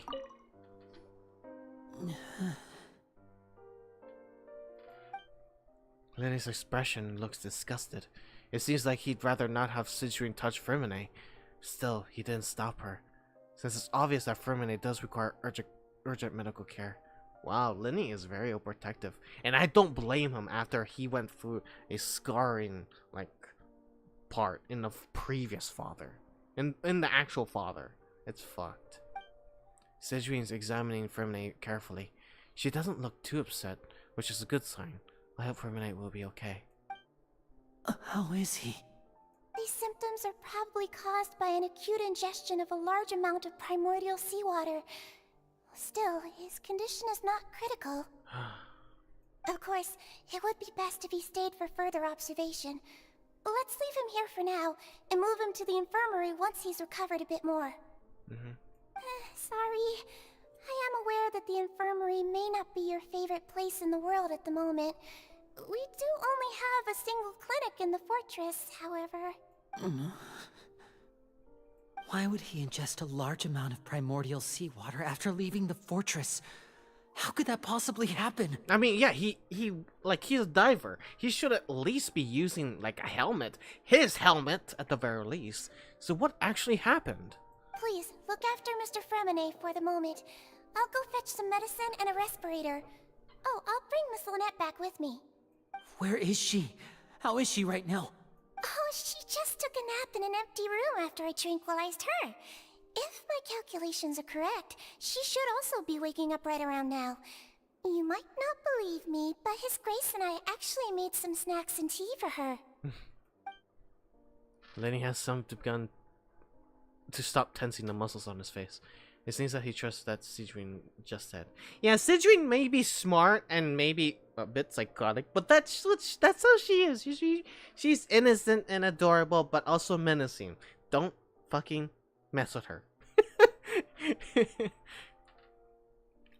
Seawater. Is it drinkable though? I won't die, right? If this game is real. So yeah, so if you're not a Fontainian, like people of Fontaine, which is a hydro nation, then it's safe for you to drink, even though it may be disgusting. But yeah, it's safe to consume in a like, compared to like Fontainians, which would die completely if they actually do drink it. But yeah, but primordial seawater, it comes from like ancient areas. Like they pop out of areas. They're not completely of the ocean at the current moment. There's just the previous ocean that the new ocean overtook. It's very ancient seawater. Yeah, never drink seawater though overall. Alright, defeated P-Wolf. Oh my god, you are gonna What's drink. that look on your face? I thought I made good time on the way back. Oh, I'm just admiring your punctuality. Had you arrived just a few minutes later, Sidrine may have been forced to shoot Mr. Lenny again. How's the situation out there? The water has changed. It's pretty much as expected. The concentration of primordial seawater has increased significantly. Huh. I was only out there a short time, so it wasn't too bad. But if one were to stay for any significant amount of time, well, you can see how that boy's doing. Where was he when you found him? Wow. The abandoned zone at the end of the pipes. A good distance into the water. Closer than I thought. He must have recognized it early on and tried desperately to swim back. And you closed it on him. Bruh. Locking the door was necessary. I don't think we could have saved two. Well, I did try to convince him that I had my reasons. Never seems to work, though. It would probably work on Neuvillette. He has a knack for picking out who had good intentions, even when the outcomes were all terrible. That's a bad sign if you're having to plead your case to Neuvillette. Want some tea? Not particularly. If you want to drink some that badly, just say so. Fine, I'd like to get some tea. Want me to get you a cup too, since I've already made it? Might as well then, I suppose. Actually, do you have a towel? I would like to dry my hair. Can I watch? Sorry. She's just so mommy. I'm so sorry. Are you okay? I'll be fine. They're all here now. Don't worry about me. I'm just gonna vanish. Are you sure? You don't look alright. My hands and feet are still a bit weak, but that's probably just the residual effects of the tranquilizer shot. And your muscles tensing up beforehand, so. I'm back, everyone. Lenny! Oh, Traveler, Paimon, you're here too. Remine? Is he... He'll be fine. But for now, please help me lift him up. Lily and Lynette immediately come to lift Firmine up. Oh god. You okay, my Dimitri boy? My Dimitri, best boy. His breathing's beginning to slow down. Give me a hand and help me get him to the infirmary. Yeah, I'll take him from this side. Lynette, together? On it. Traveler, you seem pretty worried about him. Want to come with us? Very well. The Duke and Clarande are gone. Mm-hmm. They probably went to get some tea. The Duke will explain the truth in just a bit. Miss Clarande will need a break, since she only just returned from rescuing Fremine out of the sea. That is true. Wait, is she Fontaine as well? She's Fontaine as well, right? So it must have affected her some bit. Her resilience must be high. 5-star mommy right there. Unlike compared to Bestie's mommy. Alright. Clorin saved Fremine from the sea. Just what happened there? Yeah, like, honestly, I have no clue where the hell the Primordial Sea is located, but like, damn, man. With Child and Fremine, with Child being in there and Fremine trying to figure that place out, what the actual hell? Just where does this even lead to? Like, holy bejeebers. Chlorine wasn't in the water nearly as long as Fremine. Yeah, that's true. That is true. Hi, Christopher. Hello. That's a guy? The outfit? Yeah. Yeah. That's why we call Lenny gay boy. Our gay boy. It's so funny. I remember people saying that they loved the look of Lenny, but then all of a sudden people started not liking the look he had. It was like, didn't you guys just like it a while ago? That's hilarious.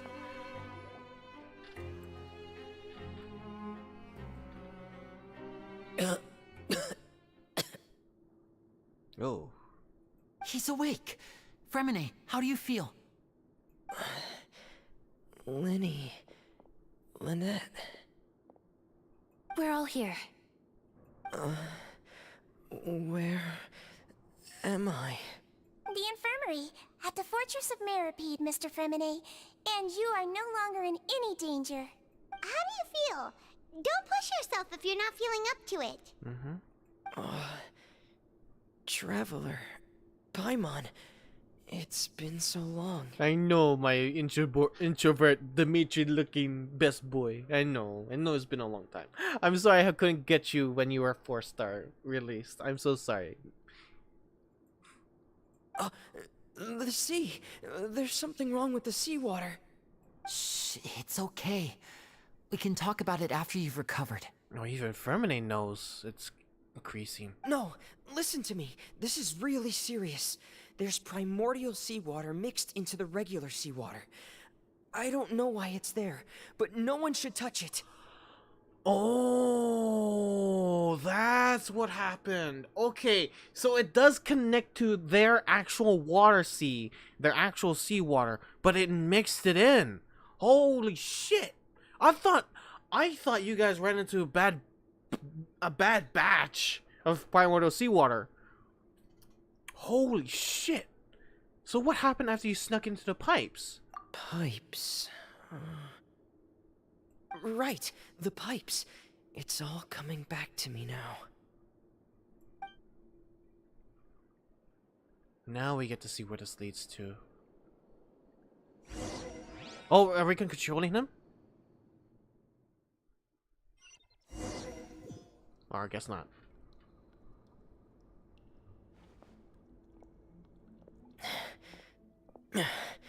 I'm in. Seems like this pipe hasn't been used in a long time. It looks abandoned. I wonder why, though.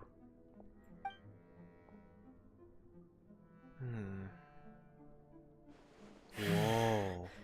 Where could Master Child be? You know, I've been wondering something. You know that Child has been called out by something. Could it be the primordial water? Cause I know he's not Fontainian, but he has a water vision, a hydro vision.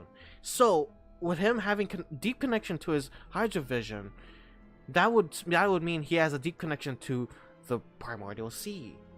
That must be the thing that was been calling out to him. Oh yes, I was right. Okay. Oh, best boy, best boy. Introvert boy. All right, let's go. Woo! Oh, whoa, whoa.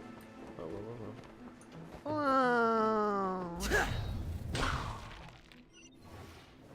Oh, I love his sword. Whoa, at the very least, this thing still works oddly enough. This mechanism looks like it's been tampered with. Could he have done it? Probably. Oh, sorry. Rising up? Yep.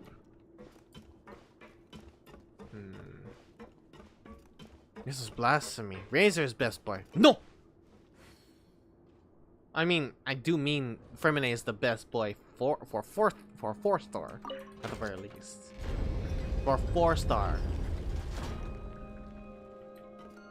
He has your octopus. Yeah. Maybe if the primordial seawater was infected by something like the abyss.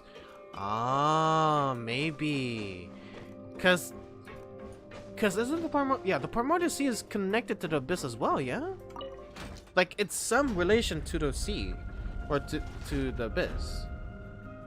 Race is also 4-star. No, I thought 5-star. Oh, it is 4-star. My bad. Then Fermine is best boy. Fuck off. Razor is second best boy. It's getting stuck. I don't know. On something. I need to see more of Razor. Seems like I'll have to avoid those obstacles while I turn it. What? Oh, those obstacles. I see. Okay, so need to change it first. Drop that down. Change its orientation again. Because remember, Chow was also fallen into the abyss, and only person who trained and got him out was his master. Oh yeah, that's right. That was his story of this vision of the whale. That's right. Wow, this is some deep connection to like many there's a lot of tie-ins to like story in this.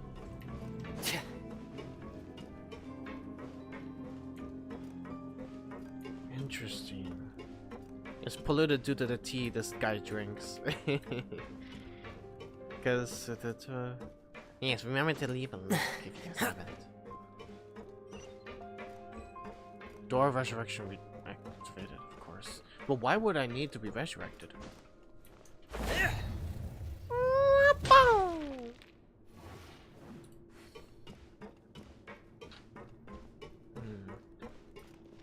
Yeah, we're making no progression. This is where the water starts. Okay. Master Child probably dived into the water. I'll go take a look as well.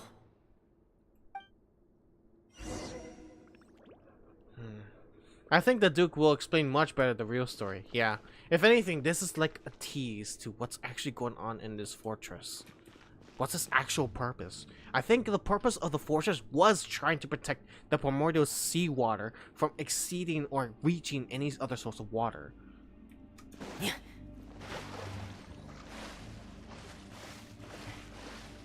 Let's dive down. Oh, that's the beauty of it. I still think that censorship in the bottom is still unnecessary. Like, of course, other people are always looking under people's skirts. Like, it's inevitable. It just looks ridiculous.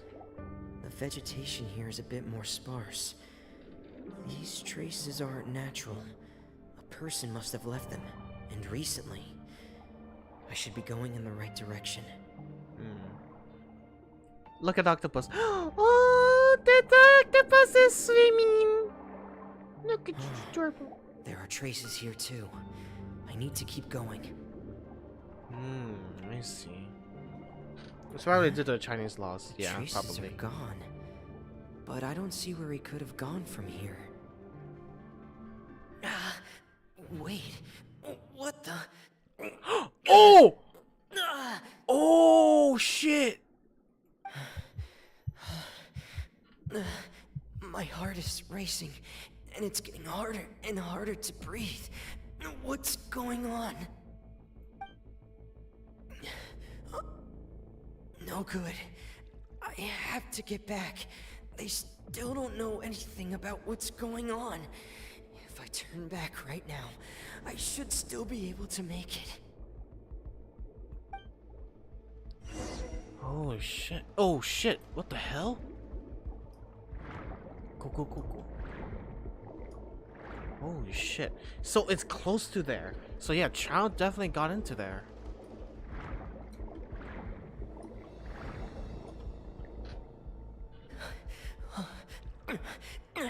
I can't die here.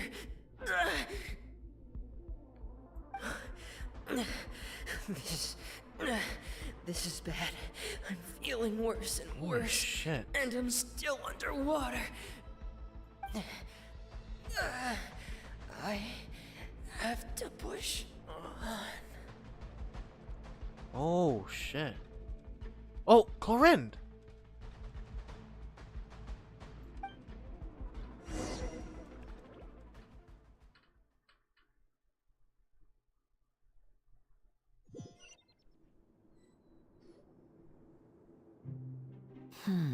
So, in other words, the trail you were following vanished, and you had no idea where Master Child could have gone.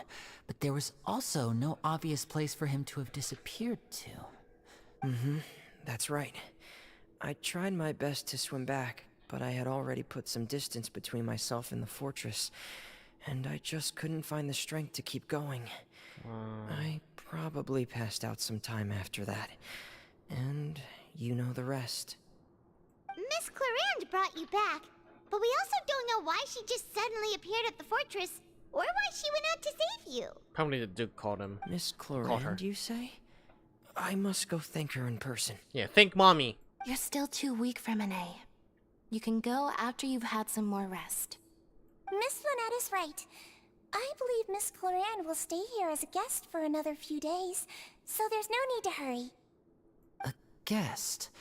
Then I can assume Risley was the one who invited her to come down here? You should ask His Grace about that. He'll be able to explain better than me. Got it. I'll go talk to him. Yeah, it's about time he actually told us what's going on. Wanna come with us, Lenny?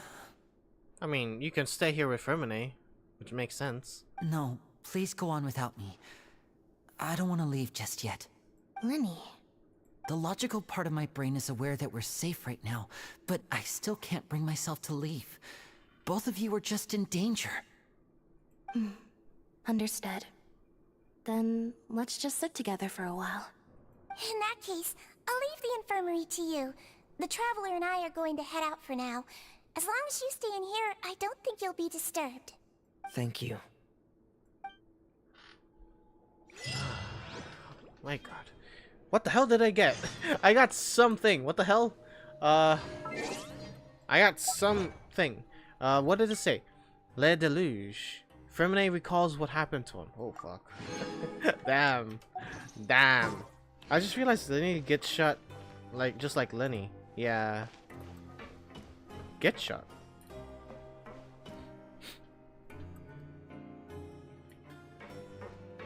Yeah.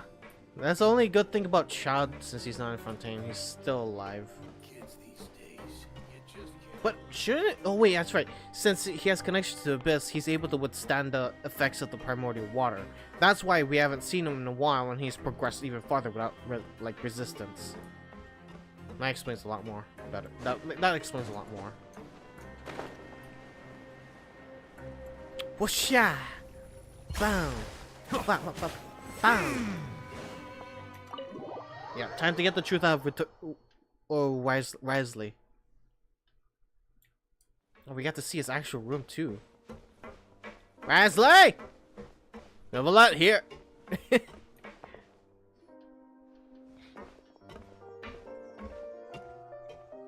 Excuse me.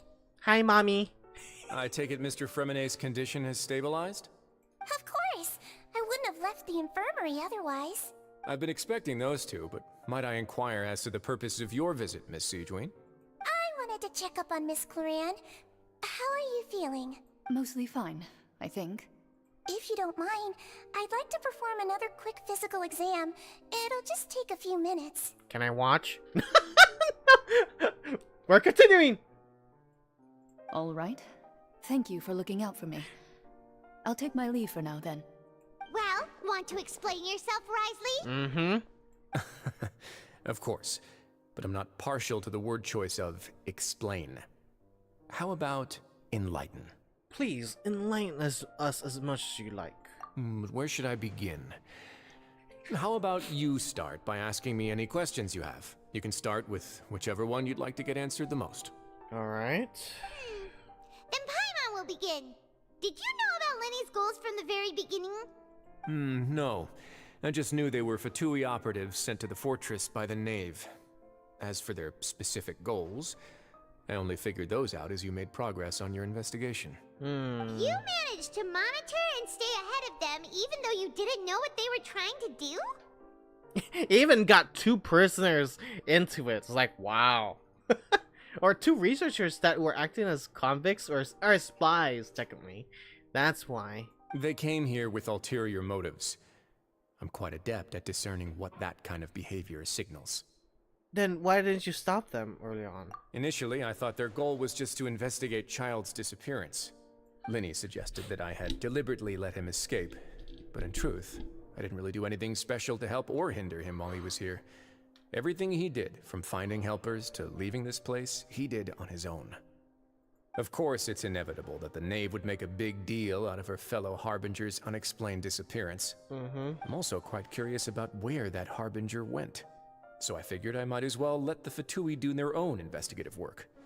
All I care about is the answer. Oh. So you were hoping Lenny's group would just do your work for you? Pretty much. You make it sound like that's a bad thing.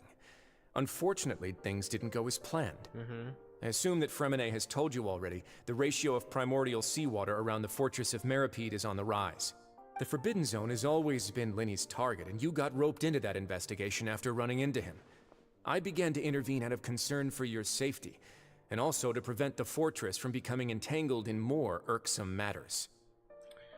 Oh, that's why the hidden rules were made in the first place too. Are the rumors true? That you're also a former criminal? Now, why would you put it like that?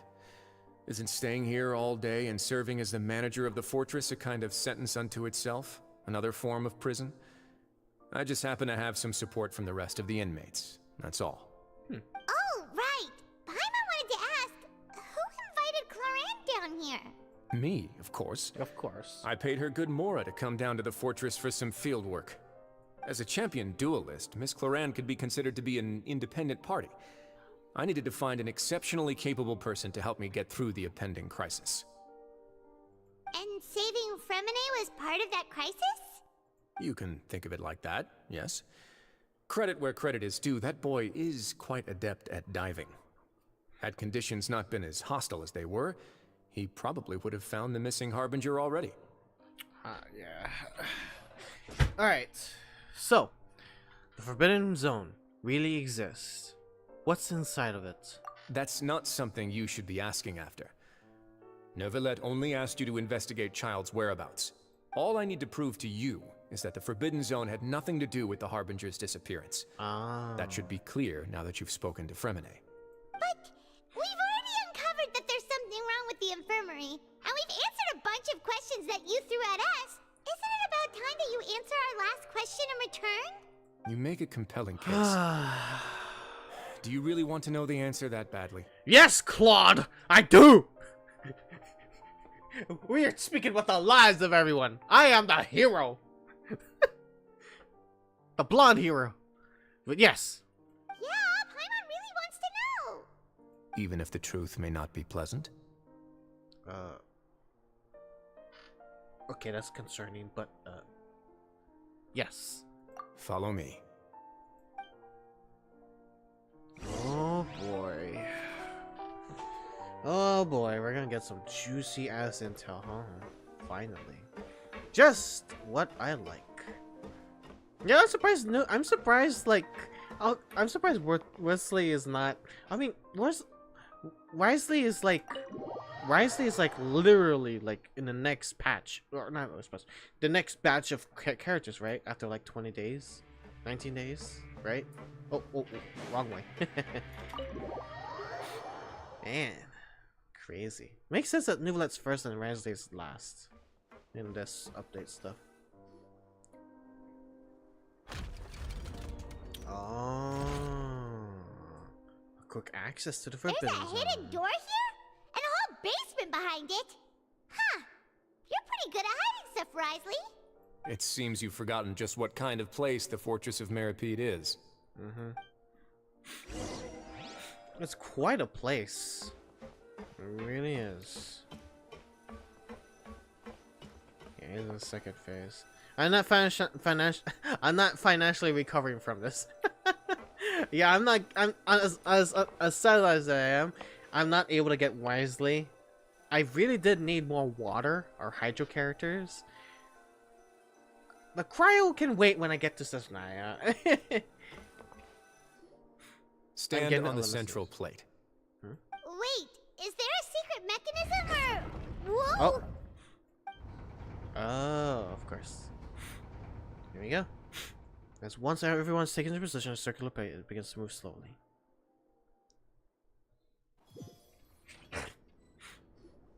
It's acidity. This is the Forbidden Zone?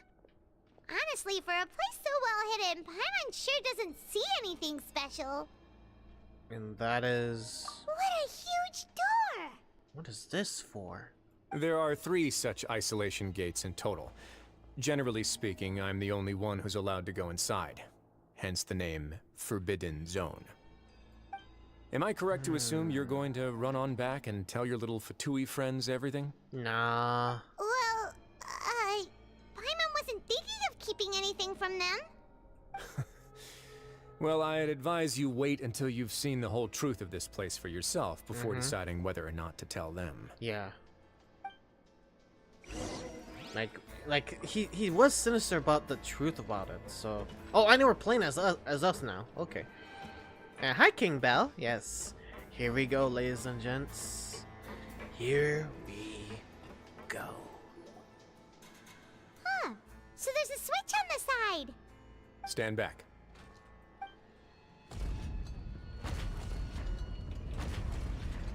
What are you keeping? Whoa. They all just went up one by one. What's that in the middle of the room? Go on, have a look. Huh. It would be amazing if it is the Gnosis. What are you keeping? The room is very empty with nothing in it, which is strange on its own. There's also a device smack dab in the middle of the room, which looks like some kind of massive sluice gate. I've been interested in what lies beyond that gate ever since I assumed leadership of the Fortress of Meripede. Of course, it would be unwise to recklessly open it, but it'd also be risky and negligent to simply ignore any potential danger that could be behind it. What the hell? The readings on that dashboard have not budged since the day when I first laid eyes on this place. But over the past year, the needle has crept upwards from its original position, likely because some parameter it's been tracking has changed, if only infinitesimally. Oh shit, it is a primordial sea, isn't it? Normally I would have ignored it, but I happened to have some free time when I noticed it, so I investigated. Any guesses what the reading could be tracking? The water pressure. Very reasonable guesses. I've considered both of those as well. Huh? Unfortunately, our dashboard is tracking something less ordinary. The temperature should vary with weather and climate changes, so for something that rarely shifts, the water pressure is more likely. We ran a few tests to increase the pressure from the outside, but the readings didn't change at all. Later on, a few more possibilities occurred to me, such as a potential connection with the primordial sea. I began to make a few preparations based on that hypothesis. Over the past few days, the needle has moved again. With that, and the symptoms that Fremine displayed after leaving the fortress, I can now confidently conclude that the readings represent the concentration of primordial seawater in the seawater nearby. Oh, shit. The concentration of primordial seawater? But we're already under the sea! And that is precisely the problem. We're at the bottom of the sea, and now we're surrounded by toxic seawater. Somehow, primordial seawater got mixed in, and the concentration is steadily rising. Oh shit, this is very bad. So yeah, this thing says how close they are to the apocalypse. Fuck that, man. Primordial seawater is continually leaking into the sea? Where the hell is even the source from it? Like, look, what the... Yes, that's very likely. But forget about the two of us. Not even Novelette knows where the primordial sea could be, much less where we could find and plug a leak. Oh. Oh! Huh? Seems like you've figured it out. What? I believe the primordial sea lies directly beneath this sluice gate. For some reason, the primordial seawater levels have risen significantly, and it's now very close to us. The indicators are now red. Although the gate still stands, some primordial seawater has already leaked out and mixed into the sea around us. Oh. If this continues,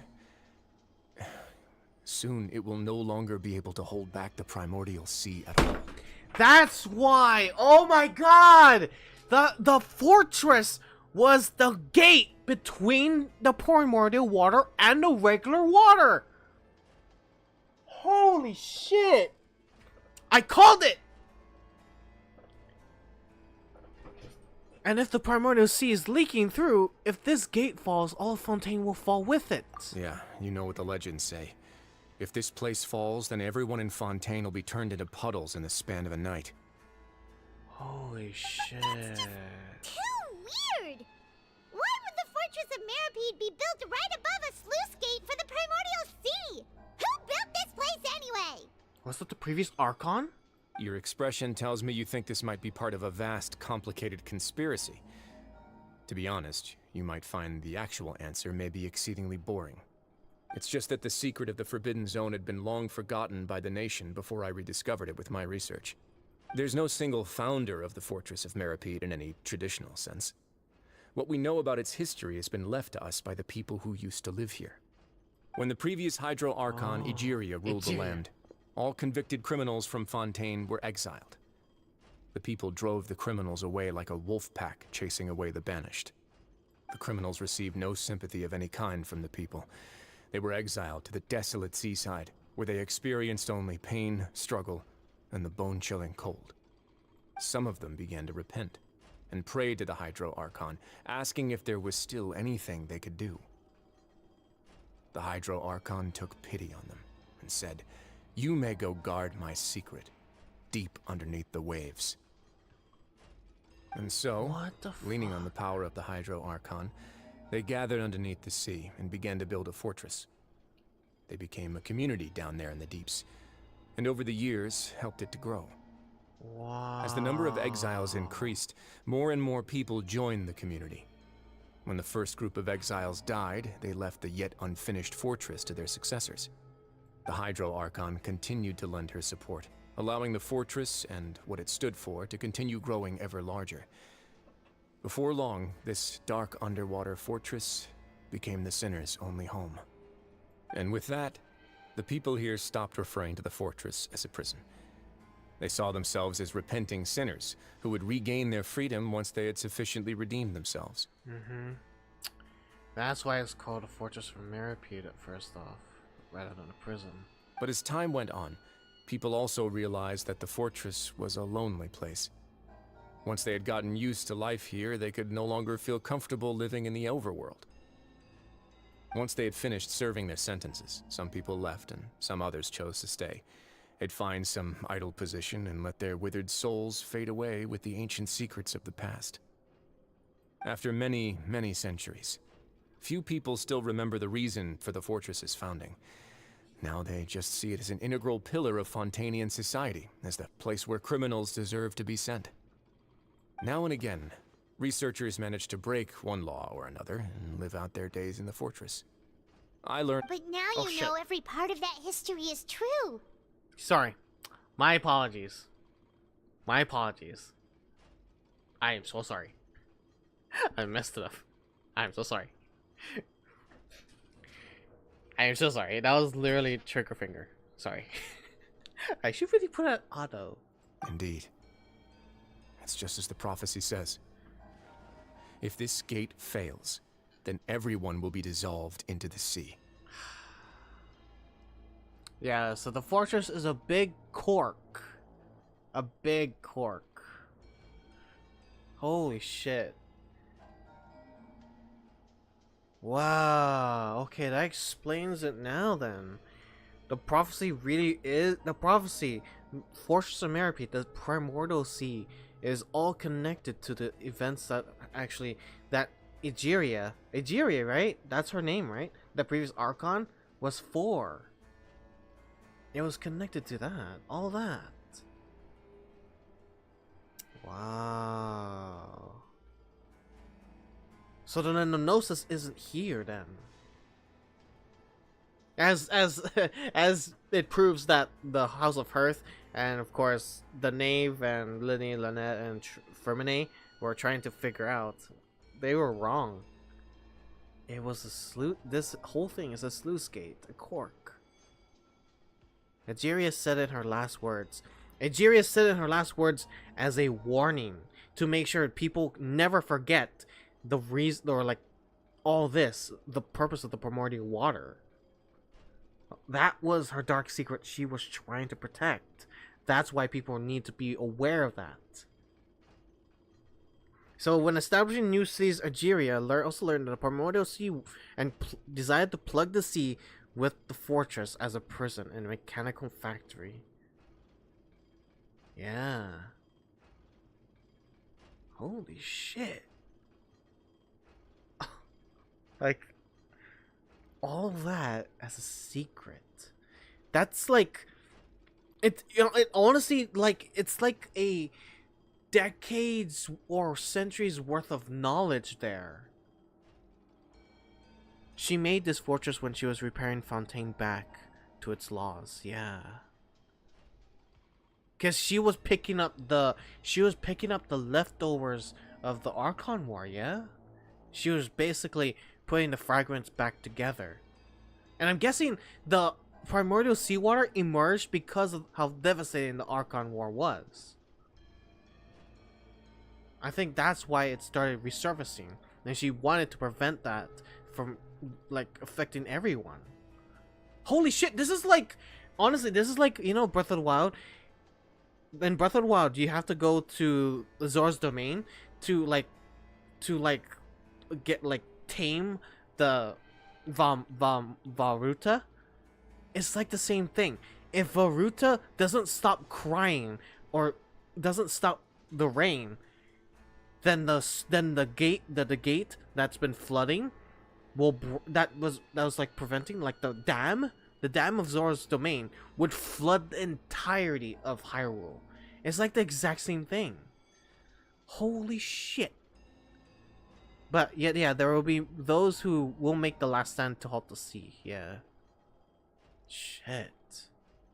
Yeah, the Fallen Kingdom, after that she settled new rules for the Fontaine into peace along with the Korean Oceanids. We all know her fate was when she left Fontaine.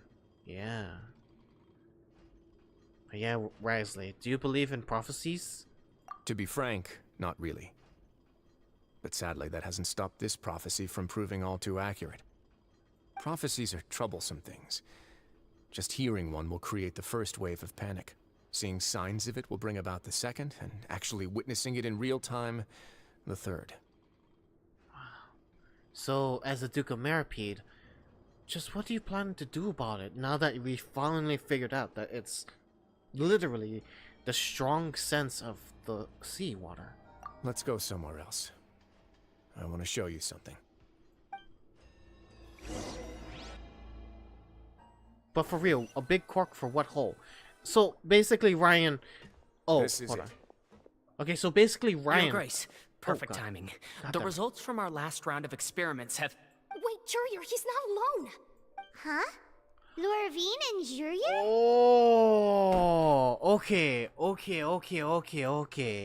Yeah, but yeah, Ryan, this whole fortress, which was technically decided to be a prison, is the last standing frontline defender of against the primordial water. Which primordial water, once again, let's recap, primordial water is lethal as hell against the Fontainians. Henceforth, if the fortress of Meripede falls, all of Fontaine falls. I meant that as a dirty joke.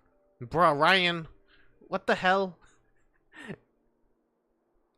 If her consciousness was awake right now, she definitely would hurt and mourn for her nation as her successor. Yeah. But yeah, Lorvine and Jure, yeah, I was like, what the hell? They're part of this? They're part of this? No need to panic, you two. I've already told them about our plan. What? After you warned us not to tell a single soul about any of this? I'm skeptical as well. Are you sure they are trustworthy? Bruh, I saved Mondstadt. I saved Liyue from a big, gigantic tentacle monster that was trying to penetrate all of you. And I prevented a god from actually, being overprotective and trying to find divine peace somewhere else. And fought alongside Sumeru with a forgotten god that was very, very much of a child. And then stopping a new god from treating humans as shit. You really want to, judge our trustworthy? The results speak for themselves, don't they? These two may already know more than you could ever imagine. All right then, if your grace insists. They seem harmless enough, so I'll trust them for now. Well, how about some reintroductions? This is Jurier, one of the highest-ranked researchers from the Fontaine Research Institute. He used to work under Edwin. I trust that you've heard of Edwin? Erwin? Ed who? I don't know who Ed who is. He's the one who blew the whole institute sky high.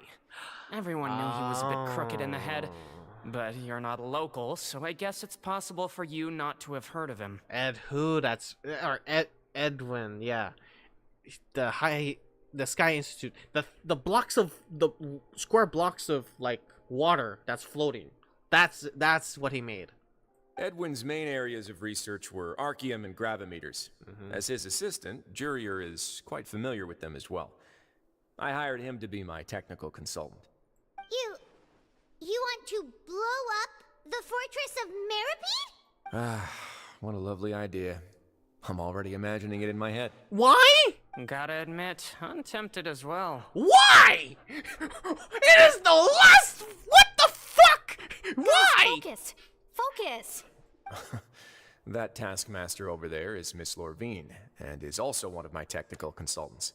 While Jurier used to be Edwin's assistant, she used to be Jurier's assistant. Yeah, no wonder the freaking science, research institute is blown to bits and floating in the sky right now. God damn it, you guys are sadistic. You're psychos. Ooh, are they together? Was that really necessary? See, everyone keeps asking this question. Are you too sure you're not a couple and just using your work as a convenient cover? Your Grace, I am not in a relationship with this man. If I dated her, I'd officially be madder than Edwin.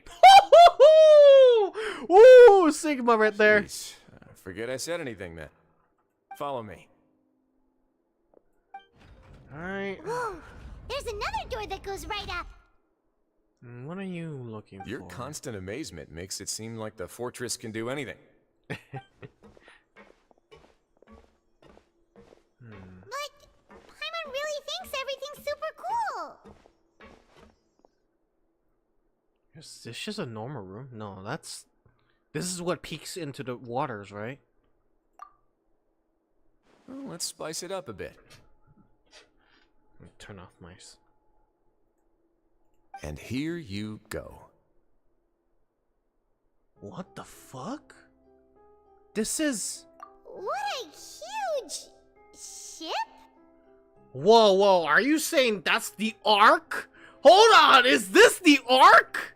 This is also a production zone that Paimon's never seen before. What's going on? How much do you know about Fontainian history? Yo! Not much at all. Well, then maybe you haven't heard the story of ancient Lemuria. To give you a quick rundown, Fontaine used to be ruled by the Lemurian dynasty. According to legend, the Lemurian king Remus came to this land after being inspired by divine revelation and found the seer Sybilla, who had taken on the form of a golden bee. Taking the golden bee with him and riding on a huge ship, the Fortuna, he created his nation above the surging waves. Fortuna! Wow. Why does that sound familiar? He called his nation Lemuria, and used the Fortuna to incessantly search for new tribes and islands, calling on them to join his empire. There's a ship in this story too? Where there's water, there'll be ships. People believe that hope can always be found at the end of a voyage. Do you believe that too? To a point, I think. As you've already seen, I have a whole factory's worth of labor, materials, and technology at my disposal. Certainly can't hurt to give it a try. Yeah. This is like this, guys, think of it. This is like literally the Ark, because the Ark is supposed to be a mass. It's a thick biblical thing of like Exodus. Like, this is supposed to save thousands of people. Like, this is supposed to save thousands of people from impending doom. And now that this whole thing of like talking about like the permanent seawater rising, and of course disintegrating everyone into water, it's literally the Ark. Remuria was created during the Archon War by Remus. His whole civilization was crumbled down when the swallow waters of Abyss take both away. And that ship is a lone survivor. Oh, wow. So the moment I began to speculate that the primordial sea might lie underneath the gate, I also began this project. Wow, and this is where the money has been going to, eh? Were you inspired by the legendary Fortuna? Maybe. Fontainians need something to hold on to cope with the impending disaster. This is the plan for the ages. Can you share your plan with everyone? Were the workers to find out the truth behind this ship, riots would destroy the fortress faster than any catastrophe. As the fortress's administrator, I'd never make such a reckless call. Alright, that's enough talking for now. I'll need another 3 cups of tea to soothe my throat. Do you have any other questions? Wow. Seems like you're good. Come on, I'll take you back. That's an impressive amount of stuff that we heard. Holy I'll leave you here for now. Oh, thank you so much. No worries. But don't forget, it's up to you whether or not you want to share what you just saw. What you do from here on out will likely affect those 3 as well. He means that my actions now will decide the next steps Linny's group takes. In other words, if I want to tell Linny the truth, I must make him understand that we cannot afford excessive conflict right now. Yeah, we'll put a lot of thought into it for sure. Yeah, we will. Great. I look forward to what happens next. If anything, I would say this is bad news for even a harbinger like Arlecchino, because Arlecchino has a high connection to Fontaine. I don't think this is what you would want. The secret... Oh, I was reading that. It says here, the secret of blue water. Learn the history and secrets of the Fortress of Meripede. Oh my god. Holy shit. Yeah, she could die. Yeah, exactly. She is in all this in terms of needing to protect her nation and her life. So in this favor, it goes in all her checks. Like, she goes with whatever favors her the most. And if she wants to live, she needs to fucking do it. She needs to save everyone. Henceforth, she needs to be a good guy. The good father. Welcome back. Do you want a cup of tea? How can you be so much like Risley, always drinking tea? Huh. Actually, now that you mention it, I just remembered something now. While I was sedated, I could still barely hear 2 people talking next to me. They were discussing everything, from the leaves to the water and even the teacups themselves. Must have been Risley and Sijwin. Yeah, I heard 1 male voice and 1 female, so it should have been the 2 of them. They really were just talking about brewing tea. I think it's a sea dream. I really can't make sense of this place. So, Traveler, Paimon, were you able to learn anything from Risley? Yes, and you should really sit down for this. Yeah, he explained everything. Very well. Then, would you mind checking your answers against my speculations? Lene sounds like a lot more like his old self. Yeah, I took the time to rest, so I'm feeling a lot more relaxed now. Good to know, my gay boy. Nobody else is around, and Miss Sijwin is also busy with something or other. So let's just talk here. All right, then I'll posit my theories. I asked myself 3 questions. Firstly, why was Fremine affected by the primordial seawater? It was because he dove into the sea. My theory is, the long-lost primordial sea is probably very close to the fortress of Mirapede. Ooh, he's good. He got that right on the first try. It makes sense. That's our Linny. Secondly, Risley's attitude changed dramatically during the course of our stay here. He ignored us completely at first, then suddenly roadblocked us. Why? I spent quite a long time thinking about this. If he has been monitoring the Fatui since the very beginning, he probably ignored us at first because he was hoping we could find Master Child for him. What's more, the Fortress of Mirapede is not part of Fontaine's court system, nor does it report to Udex Nervulet. Risley is basically the king of a no-man's land. As long as the fortress doesn't do anything about Master Child's disappearance, Father can use it to pressure the Fontaine authorities. And while the 2 factions are pitted against each other, Risley will be free to move between the parties of interest. If I had to guess, he probably has something that he's working on himself. It's likely related to the secret of the infirmary, but I just can't think of what it could be. Yeah, Linny's grasp on the big picture is amazing. You're super smart. Thanks so much. Then finally, there's the last question. If Risley does have a plan, what could it be? All I know for now is that his plan probably has something to do with the changing nature of the seawater. He's even gotten Cloran to help him out. That can't be the full extent of what he's doing. There's probably a secret passageway behind the block in the infirmary, and there's something big in the fortress that most people here never get to see. He has a bargaining chip, and it could be important enough for Father to deal with him directly. I don't have enough information, so I have no idea what his chip might be. But let me guess.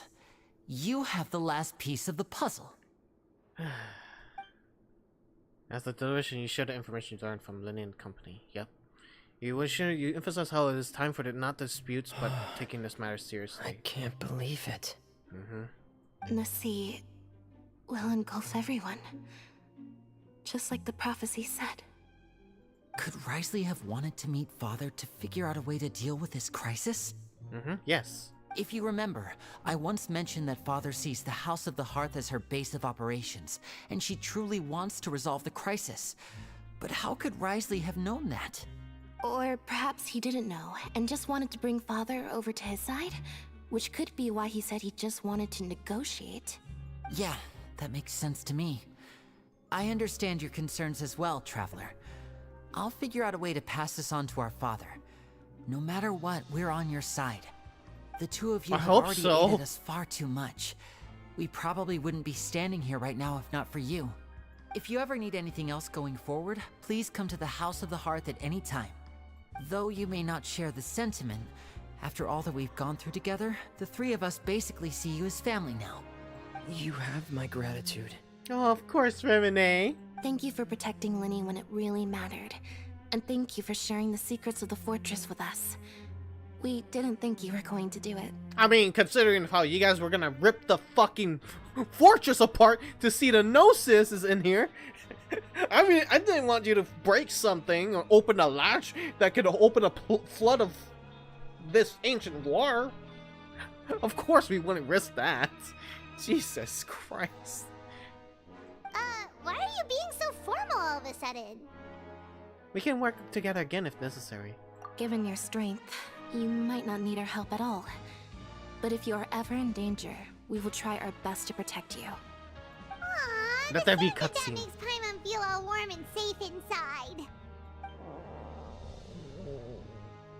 What was that? Paimon's hungry. Adorable! My adorable little sister. Oh, you've done so much already. Go get some food. Go get some food, yeah. Alright, then we'll catch you guys another time. Wow. Yeah, that you will all stab our backs. Well, we still have to consider that I saw new... Wait, yeah, that's the confusing part. I saw new like Fontaine enemies. When are they gonna come in?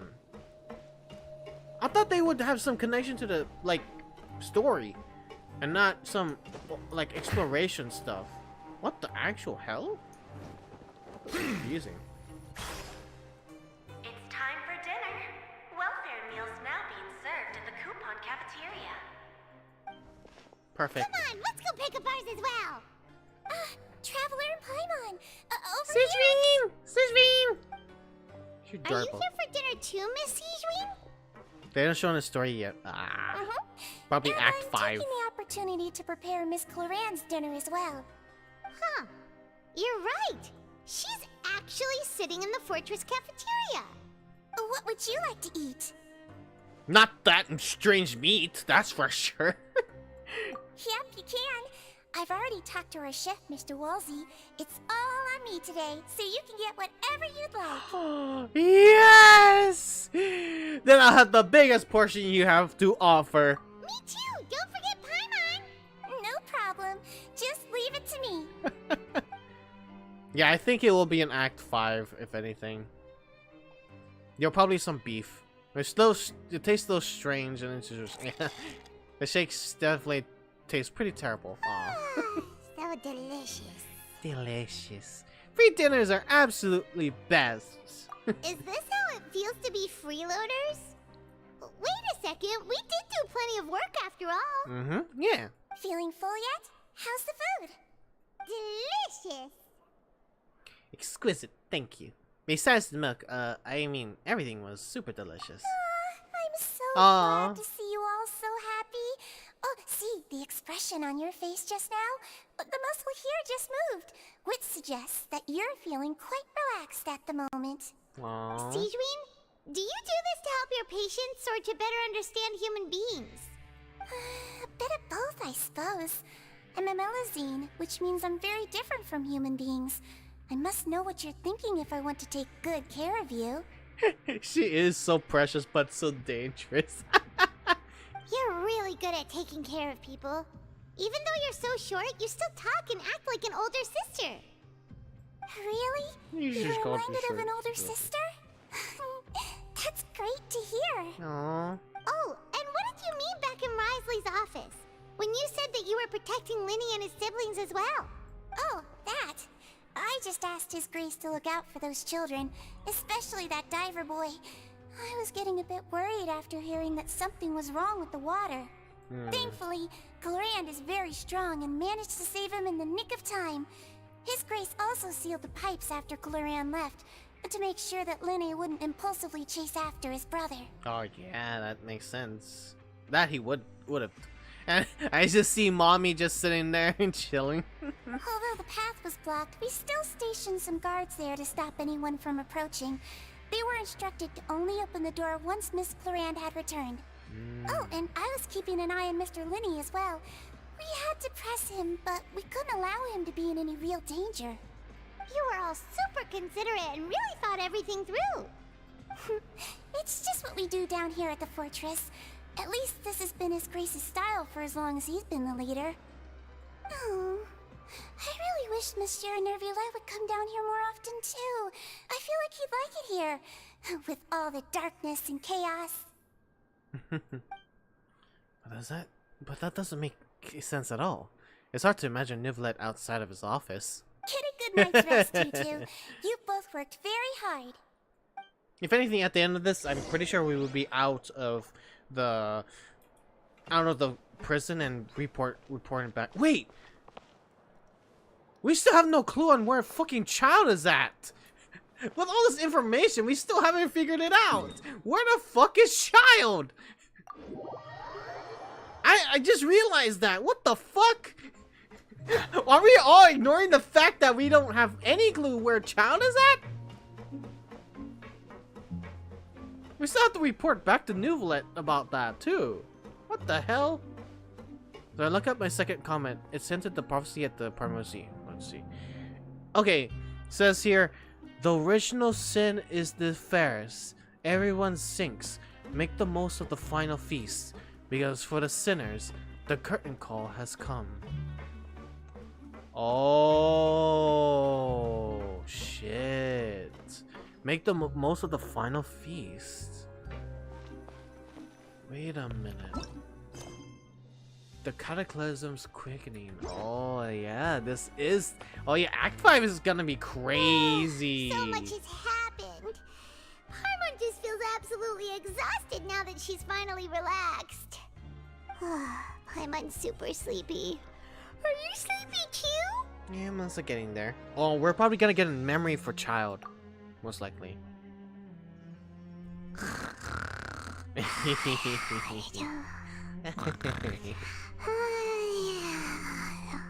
have no idea how far we're done in Act 4. Wow, she really immediately fell asleep. Delicious. Paimon wants seconds for free. Oh, for free. Good night. Out of my way! Get out of my way! What the hell? What happened? Why is everyone running? No idea, but something must have happened. Stop asking! Oh shit, this is not good. Who's yelling? Paimon still wants to sleep. Oh shit, this is not good. Did the primordial water leak? Paimon, wake up. We need to get out and see what's going on. Oh shit. I think the primordial water leaked out.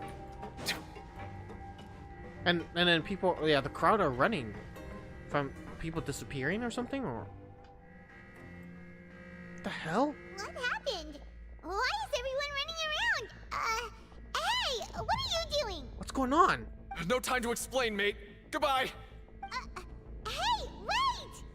What the hell? What's wrong with these people? They won't even talk to us. They're here! Yeah, there you are! Kristot, what's going on? Thank goodness! What the hell? Crystal and Lavaroon, do you know what happened here? We came here especially to inform you. Something seems to have gone terribly wrong just now. Oh shit. His Grace is telling everyone to evacuate and get out of here. Lavaroon was saying you two are new here and you don't have many friends, so you might slip through the cracks. Haven't you heard all the stories like that? An evacuation is successfully completed, yet you only find out once you do a head count that 1 or 2 people are missing. Wait, weren't you the one who brought that up?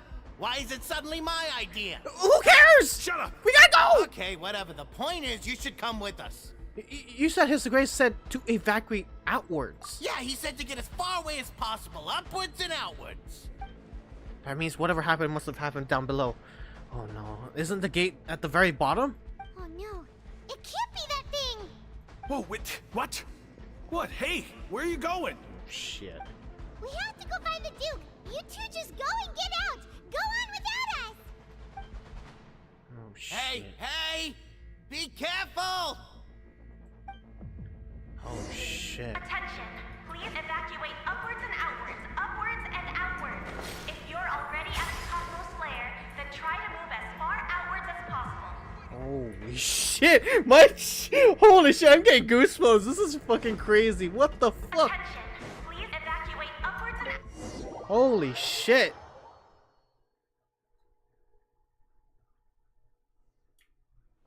Go to the Forbidden Zone. What the hell is going on? Did the freaking meter just go 180 and just went all the way down? Uh-oh.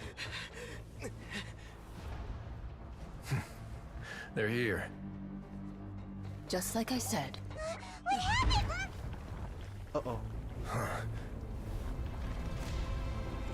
What the hell? Is something trying to get You're out? just in time. But be ready to run.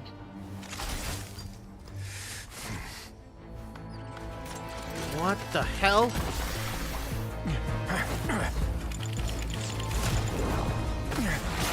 Whoa!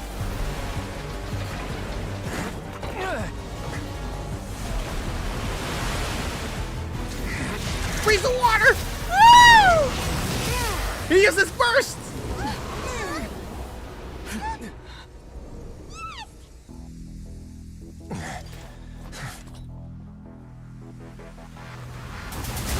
The second!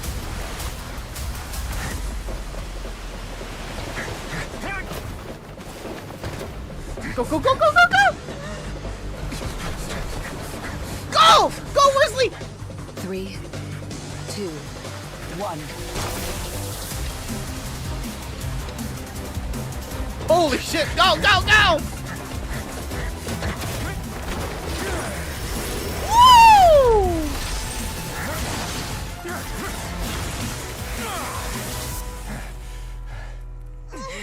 Oh, this won't hold it for long. Find Neuvillette.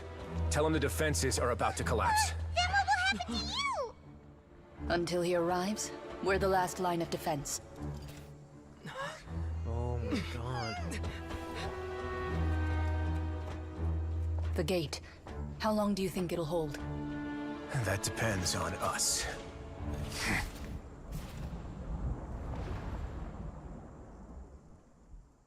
Wow. You know, that is actually perfect. That is perfect combination because the Lectro can overdrive the cryo, so it actually overpowers it. Neuvillette, why are you here? Oh shit! Here we go. Traveler, I need you to head to the Opera House immediately. Farina will soon be meeting with the knave there. You must protect Farina and make sure she doesn't spend too much time alone with her. Okay, you can explain everything else to me later. You have my sincerest gratitude. Oh shit. Opera House. Okay. Oh man, this is not good. The timing. Oh my god, the timing is gonna be so bad right now.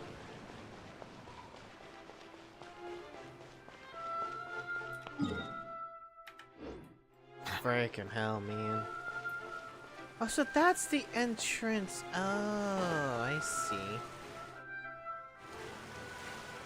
Oh, wow. Look, there are a ton of Fatilian Wow. Mermonia people over there. The knave is probably here already. We need to hurry. Yeah, we don't want, you know, Are you the... two the traveler in Paimon? Monsieur Neuvillette has left instructions. Please follow me. Okay. Though I'm sure he's already explained, this should be a mostly cordial conversation, unlikely to give rise to violence. But it would be most appreciated if you could protect Lady Farina to the best of your abilities. I'll do my best. This is basically like what we did with the diplomatic talks between in Inazuma. It was basically like that. We're gonna be by her side.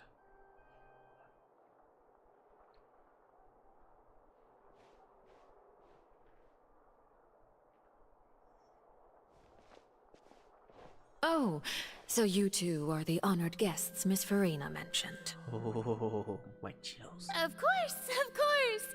How could they not attend a meeting such as this? I must always have 2 or more guests at my dessert table. Otherwise, the occasion would be too lonely and unbecoming of my station. It is my pleasure to make your acquaintance, traveler. Oh my. I have heard much of your accomplishments. Oh my. I am the knave, one of the 11 Fatui Harbingers. Oh my. her mommy like vibe is overpowering me more than Chlorine's. Oh boy. So this is the knave, the head of the House of the Hearth, and the lineage of sibling's father. She certainly does not seem easy to deal with. Pleasure to meet you too. I've already prepared seats for you. Come, sit beside me. Perhaps you two are unaware of how Miss Farina and I do things. You see, we actually recently agreed to get together for tea when we had the time. See this? This is a limited type of confectionery that Miss Farina simply adores. There are only 16 slices sold every day. Here, why don't you and Paimon have a taste? She's friendly enough. It can't be all there is to her. The knave is forced to be reckoned with. I should be very cautious around her. Traveler, what do you think of this cake? It's quite tasty. I think Paimon agrees too. That's good to hear. So what Child said was on the mark after all. You do share a taste in desserts with Farina and I. Wait, Child should have no reason to have said something like that. I wonder how he's doing nowadays. You must have heard, right? He's suddenly gone missing. I'm really worried about his safety, you know. Here's to hoping that he's an excellent swimmer.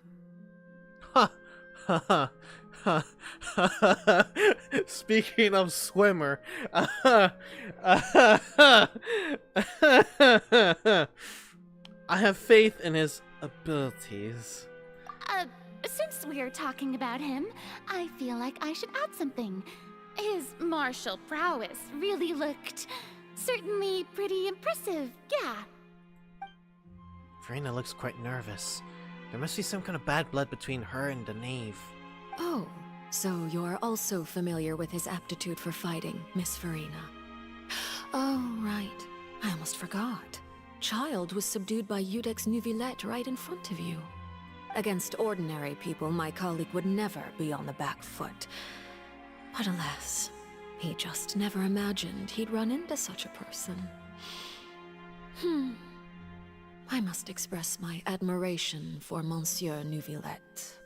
I managed to find a few leads on his whereabouts. Coming from you, that's not surprising at all.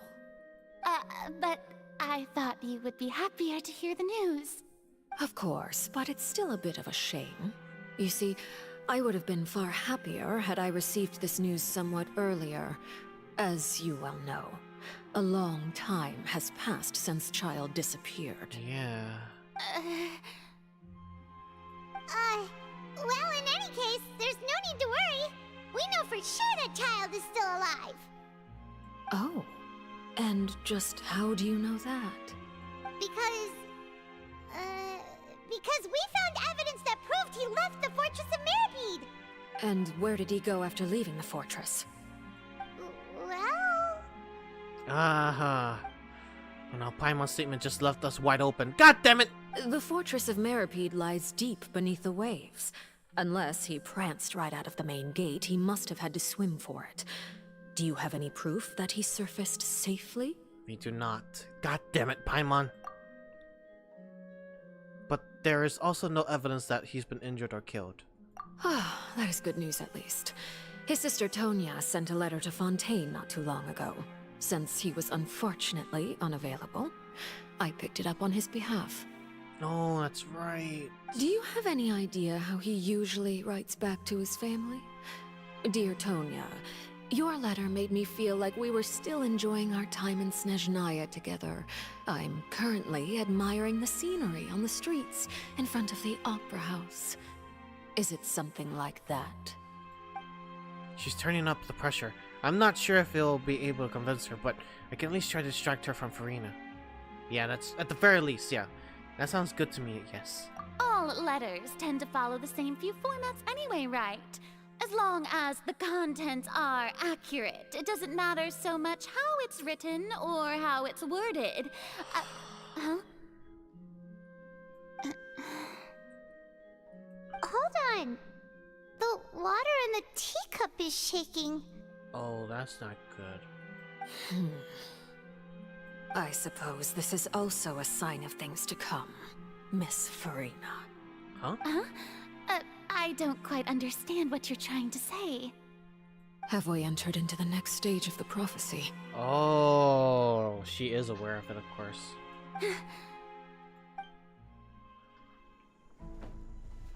Yes, we have. Oh, shit. My thanks to you both. I will take it from here. Yeah, let Hydro Drago Daddy do it. Sure you don't need a hand? Quite sure. Wow. So, what's your secret, huh? Let me guess. Nah, who knows? Maybe it's just your sense of responsibility. Yeah, he knows. Sounds about right. He knows he's the Hydro Drago boy.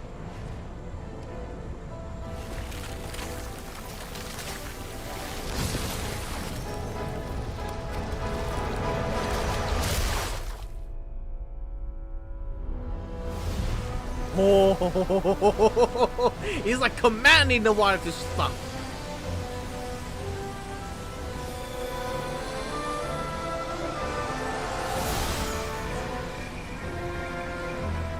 A day may come when the prophecy is fulfilled and the waters burst forth. But it is not this day. This ancient power could easily obliterate an entire race. A tsunami of fury would unleash endless catastrophe. Holy shit!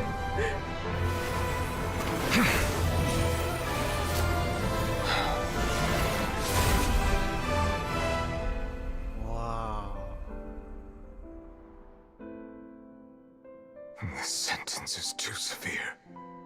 Forgive me for overruling it.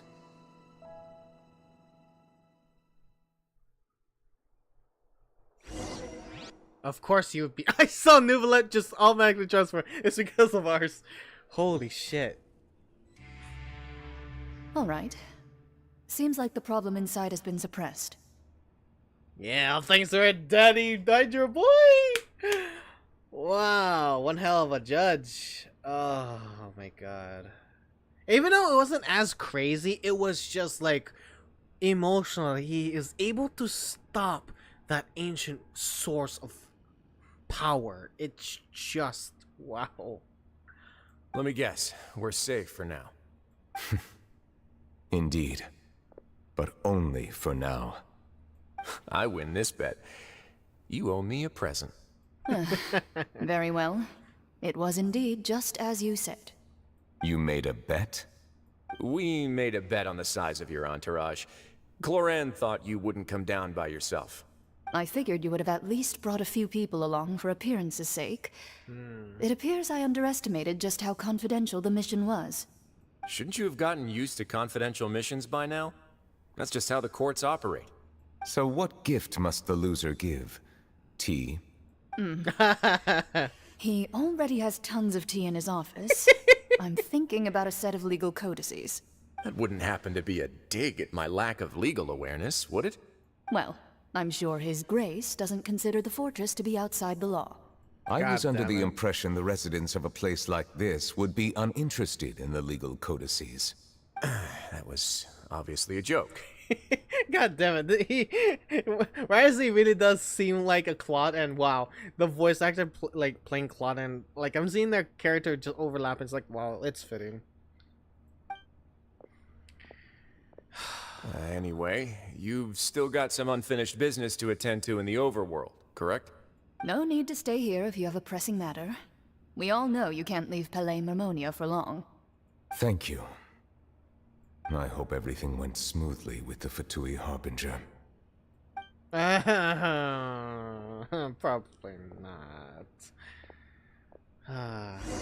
But we'll see.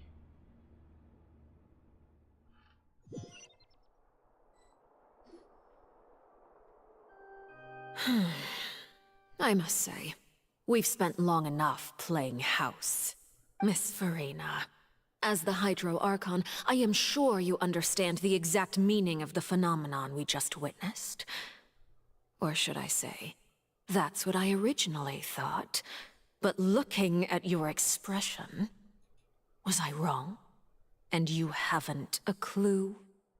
What are you trying to say? Wow, she's trying to get under Farina's skin. At this point, I don't think there's any more need to speak as diplomatic representatives. Allow me to speak to you now as just a Fontainian. You know the prophecy by heart, and also that every part of it is being proven true. Yet, here you are relaxing, drinking tea, and eating desserts as if it's all nothing more than a few stray bugs in your garden. Do you really think that's acceptable? The prophecy's hanging above our necks like a guillotine. Every faction is looking for a way to either avert the disaster or save their own. Even the orphans of the House of the Hearth have devoted everything to saving their homeland. But you? It beggars belief just how nonchalant and carefree you have been. From the very beginning, you, the god Focalor, you have utterly failed to take action. You're wrong. Wow. I've never ignored the prophecy, nor have I just been passing the time in self-indulgence. Retract your accusation and stop doubting the wisdom of the gods with such absurd conjectures. I am not alone in my doubts, you know. All the children of Fontaine may be harboring the exact same thoughts right now. Oh, great Hydro Archon. How are you going to save them? Save us? How are the people you've sworn to protect supposed to survive in a land that will soon disappear beneath the waves? I have my ways, and I've been working on them for all this time. Even if you look down upon me, you have no right to judge me. Fontaine will be saved. Even if I still cannot see the true future right now, as long as I continue on as I am, I will be able to hold my head up high! Furina's not acting like her usual self. She's actually seriously refuting the knave's accusations. She means what she says. She's not putting on a front. Yeah. Then I ask you, Miss Holy Furina, shit. just what have you been working on? Where can we see it, and what is it doing to help? So was that all a lie? Or can she not really tell us? She was so full of conviction and confidence just now, but she's been deflated like a pop balloon. My machinations are just like the prophecy itself. They will only reveal themselves at the fated time. It is just that beings like yourselves are unable to perceive them as of yet. I see. As a god, the proof of your labor always lies beyond prying mortal eyes. Allow me to be so bold as to ask another way. Would it be possible for you to tell us the parts of your plan that are not confidential?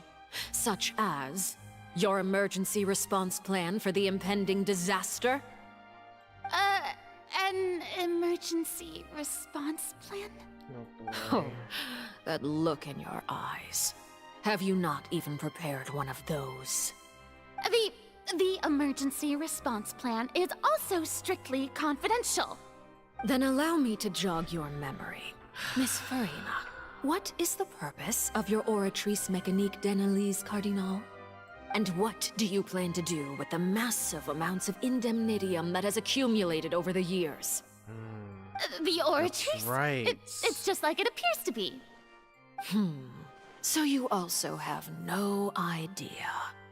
If I'm not mistaken, someone's using it to prepare for something. But unfortunately, it would seem that someone is not you, Miss Furina. I first caught wind of this when Linny tried to investigate the Oratrice in the Opera House. You see, even just getting close to the core contaminated him with an extremely large amount of indemnitium. But even if that had nothing to do with you, then what could you possibly be working on, oh great Hydro Archon? Jesus Christ. This conversation is it's like, oh my god. It's just incredible. They're literally like knives on their throats, each other's throats right now. Like, yeah, Furina can't tell someone like a Harbinger, even though she has Fontainian blood, she has the right to know, but even though she has the right to know, she's still a Harbinger, an enemy of like basically previous nations already. So like she can't be telling the Knave, and the Knave can't be fucking trusting the gods because they don't trust their gods at all.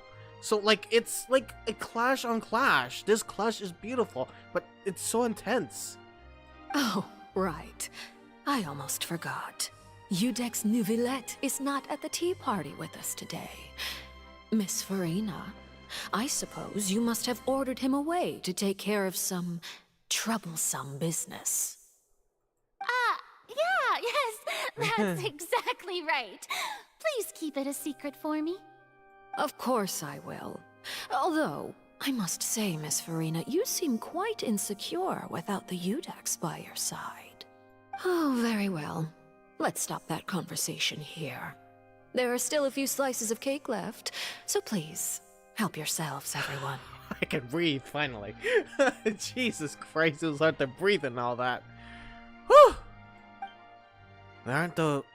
These aren't topics I can speak about. I don't even know what Nouvillette's task was. If I had to guess, he'd probably went down to deal with the surge in Primordial Sea. But can he really deal with it all by himself? Oh yeah, we all saw that. And is Furina being truthful or not? Yeah, Act 5, she has to tell us. She's hiding too much from everyone. She's like, she needs to come up to us. Traveler, I heard that you were recently commissioned to handle a few matters on behalf of the Udex. Why don't you take an extra slice of cake? Those who work hard deserve gratitude and praise. Oh, thank you. I appreciate you even more, Mom. No, I mean, she's besties, Mommy, but she can be Mommy as well. You too, Paimon. Thank you. Paimon will take you up on that offer. The names proceeds and takes the topic of the conversation remains in everyone's hearts. Oh, Paimon's super full. That cake was great. You know, the question is still remains is like, what the hell? Like, I know Lenny,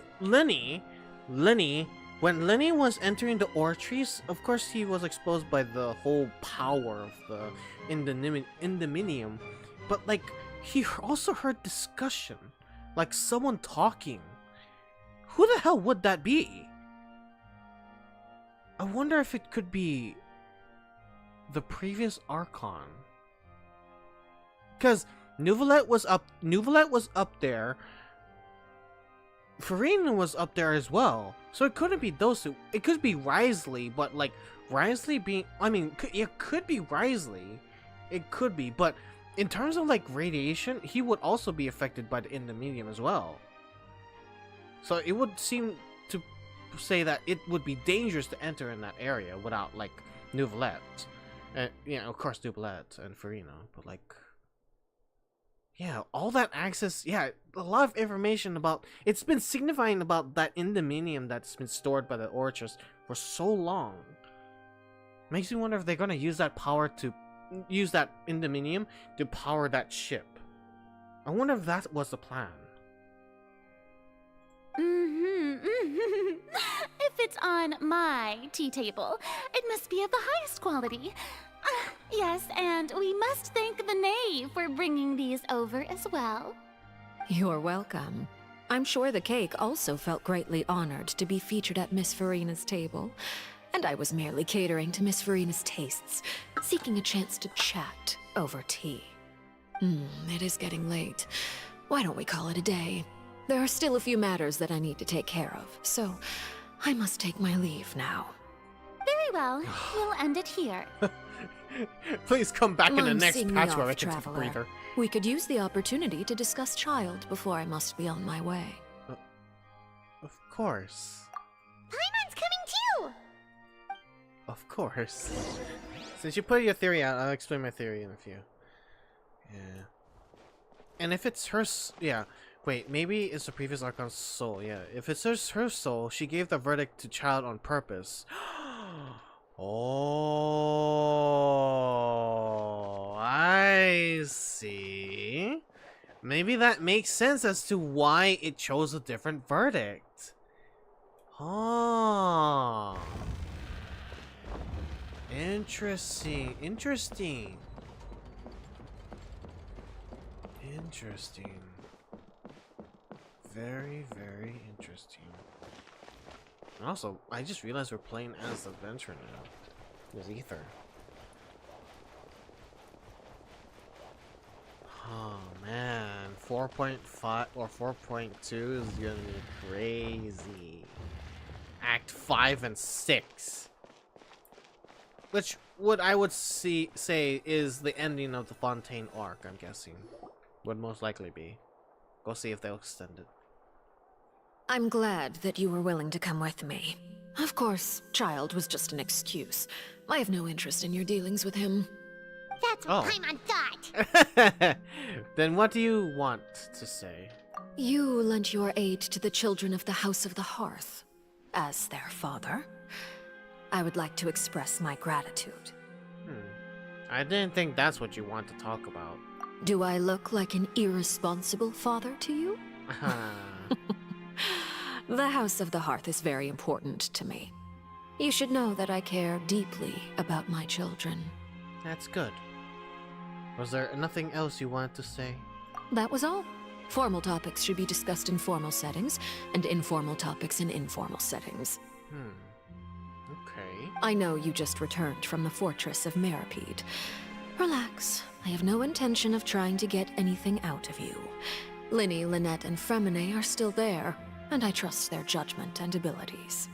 They've all been working very hard and have always done all they can to fight back against anyone who tried to stop them. Especially Linny.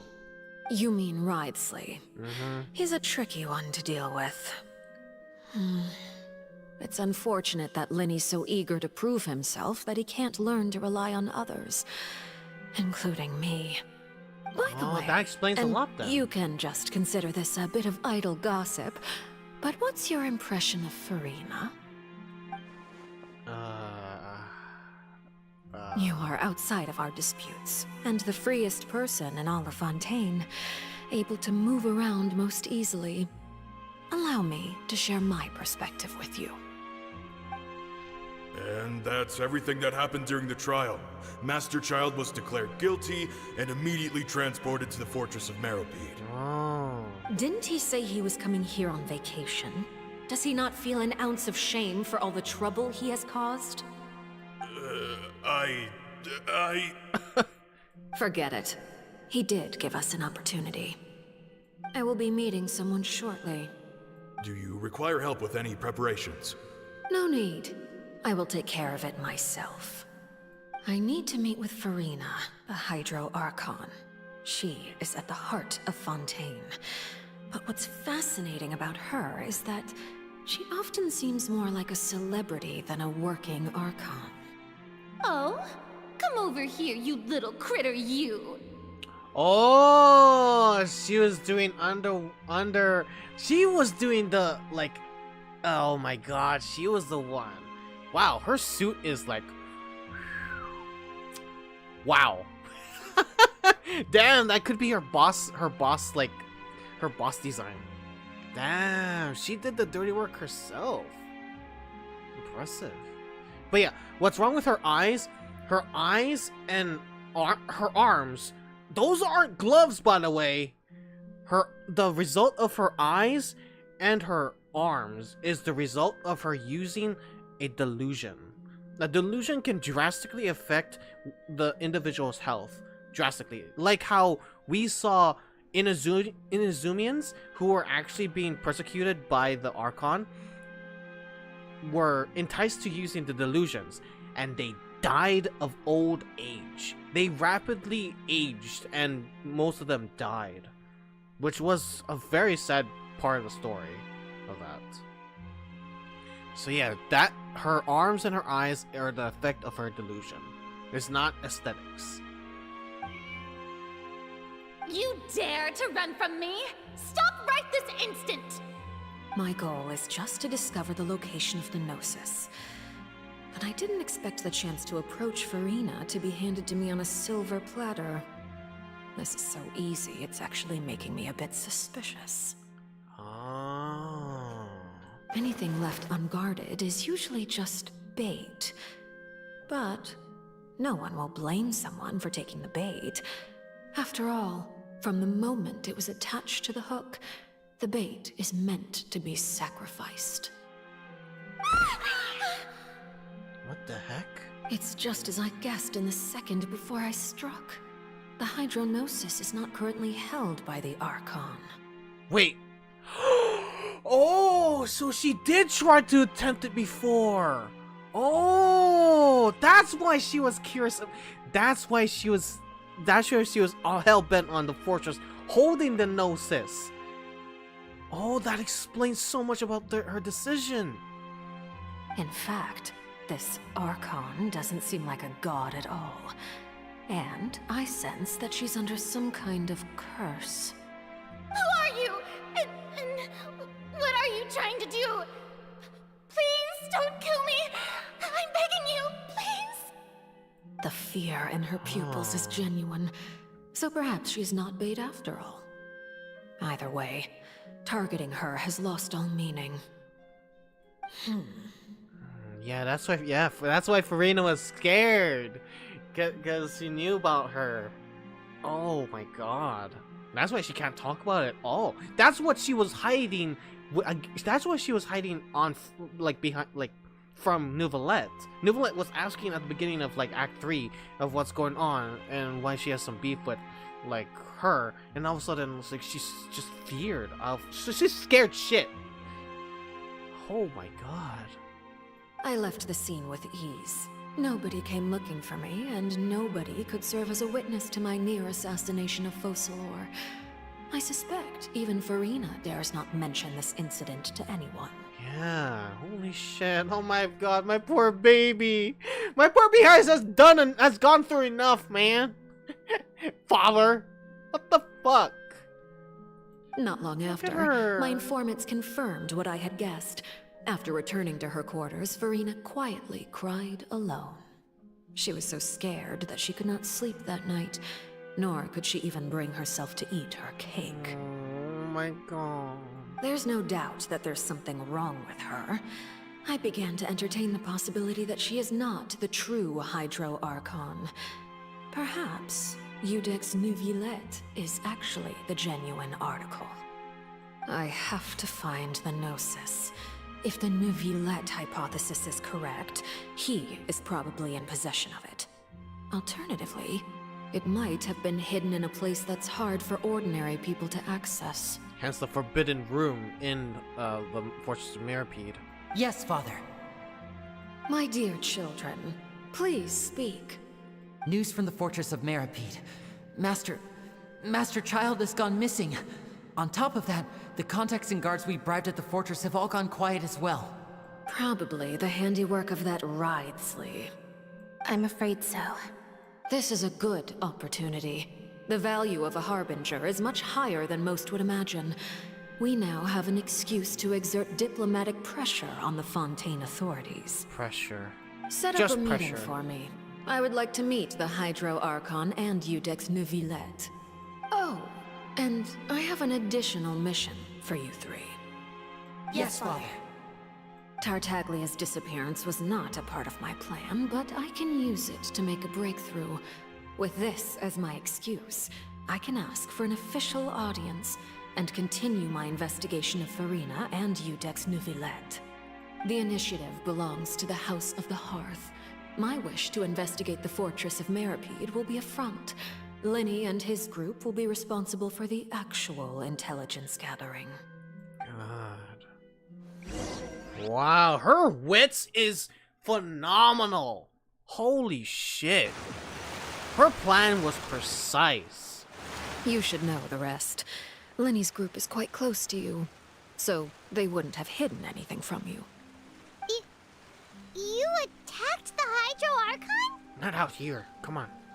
It wouldn't mean anything, even if you shouted it from the rooftops. After all, even Farina herself is still pretending that nothing of that sort ever happened. You made her cry. I find that so unfair. Like, come on. Alright then.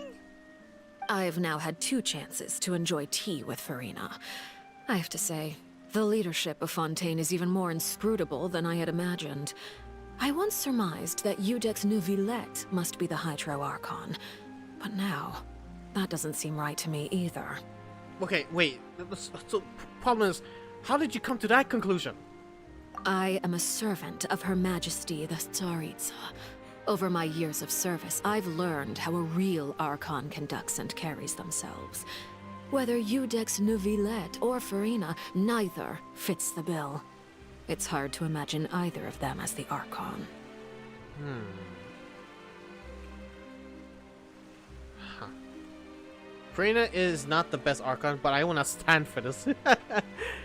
Then here's my theory in Arlecchino's investigation. What if Farina pulled a right and A, only this time it's a aware machine? Oh. Yeah, Arlecchino did say that she was like under a curse or something. Huh.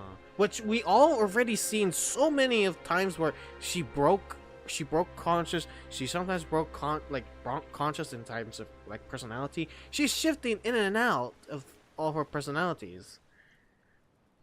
So maybe a portion of her soul is in Ortries? Yeah. Maybe. Of course, that is all just how I feel. Gut feelings often do not require justification.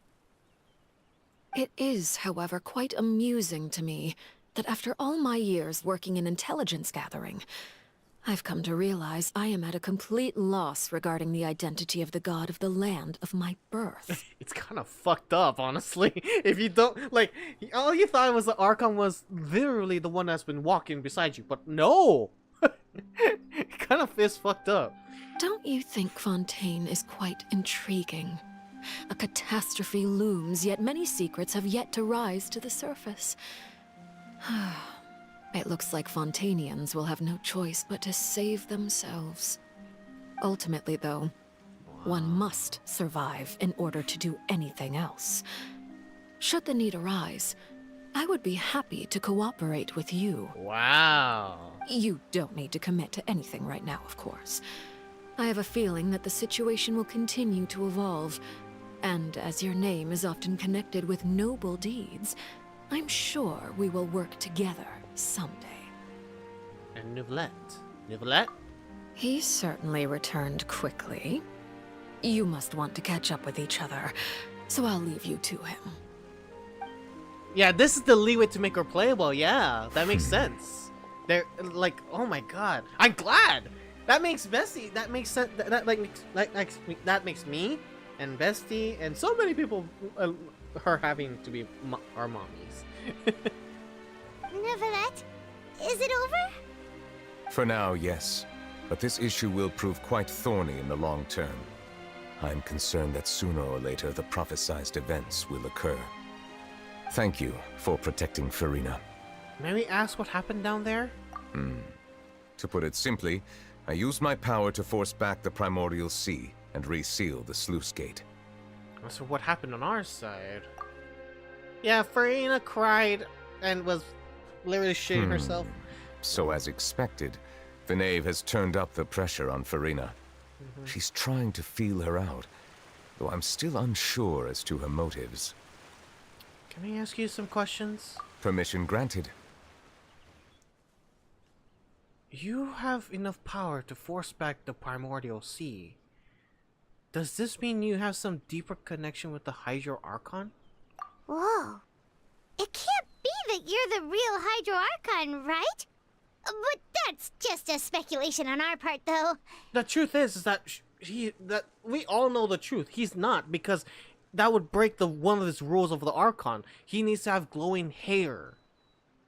But he also has glowing hair, but so that means he is connected still. You can't tell us? Then that's okay. We can talk about something else. We won't try to force you. You guys in Fontaine are super strange. If by the phrase, you guys, you are referring to Farina and I, then although I'm not sure just what you are trying to imply, I must clarify that I do not share her positions on a multitude of topics. Alright. What did you sense in the Fortress of Meripede? Did you manage to protect those that need to be defended? I believe so. The fortress has a long and complex history. It has seen much grief and suffering. And now, another catastrophe will soon be upon us. I mourn this turn of events. Huh? Why is it raining all of a sudden? Aha! See? He's our Drago Boy! He's our Hydro Drago Boy! Yep, see? Oh my god! The clear skies suddenly filled with dark clouds. The rain became heavier. Light rain soon grew into a downpour. And just moments before, Neuvillette just mentioned his sense of grief. Thinking back on the legend, what Firmine said, it said that the dark dragon of water once resided in a Fontaine. Every time it weeps, the skies will cloud up and pour out rain. Wait, Neuvillette, you can't be. You may be closer to the truth than you think. Oh? And what are you thinking? He's the dragon sovereign of water. The dragon of... as I hypothesized in the beginning. As light rain falls, that's what happened. When he was done grieving, the water stopped at the ending of Act 2. It was literally a big hint, and it's finally confirmed. My God. But no, Ryan. No, here's the thing, Ryan. No, Ryan. No. Here's the thing. Every Archon has every glowing hair, but the Archon has a companion. A companion that is imbued by their same power. Like how Mondstadt has a dragon called Dvalin. Zhongli, who is Rex Lapis, has a companion named Azdaha, I believe. And then we have Raiden A, who has her fox mommy. And then what's it called? Sumeru Nahida has a green dragon, whatever. I think it's part of her story. Questline.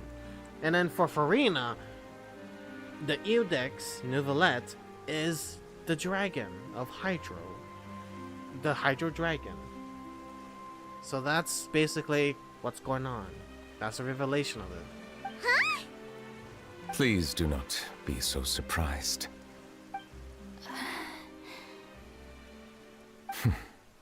Farina? Oh, she's going. Neuvillette, are you listening? Ah, my apologies. We were just guessing randomly. We didn't guess right, did we? You're not actually the dragon sovereign of water, right? Well, if you don't want to confirm or deny... You guessed correctly. I sincerely hope you'll be able to keep this a secret for me. Hey, we were able to keep a secret on Zhong Li's true identity as Rex Lapis, so yes, of course you could keep the secret, Traveler. Right, of course. We'll definitely help you keep it a secret. There's still something Paimon wants to ask you, though. Please, go ahead. Well, if you are the dragon sovereign of water, and you were able to force back the primordial sea from the fortress, then since Fontaine's prophecy is all about seawater, couldn't you just use your power to solve the crisis?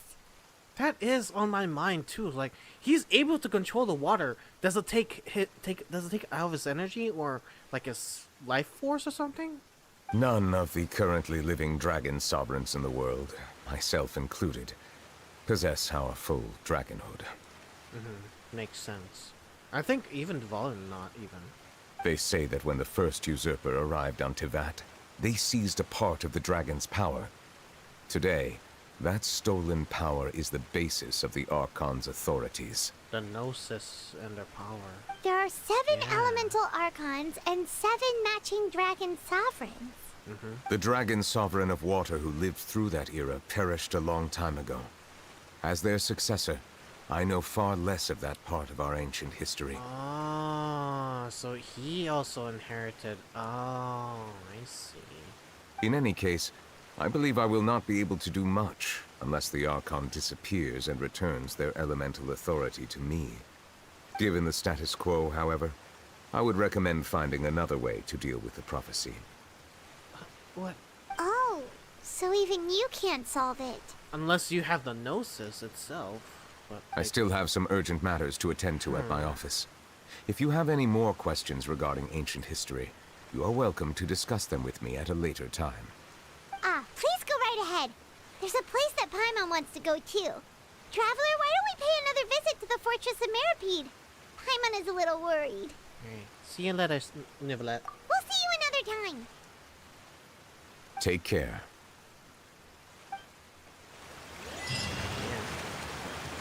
No, Ryan, we don't need to steal the Gnosis. The thing is, we protect the Gnosis. Because the Gnosis are what holds the balance. They're very important, to the, gods. If one of them is even messed up, the freaking gods will come down. That's how dangerous the Gnosis are. And that's why we have to protect them against the Fatui. So, like, even, like, Neuvillette definitely knows that the Gnosis is around, like, Fontaine. It's in Fontaine, but it's not in Farina as well. That's what was confirmed by Arlecchino. So that's the confusing part. If Fontaine, if Farina doesn't have the Gnosis, if Neuvillette doesn't have the Gnosis, where is the Gnosis? It could be in the Orchrys, which is at the upper cleanse. The Orchrys that makes the decisions. But, like, it all just doesn't make sense, though.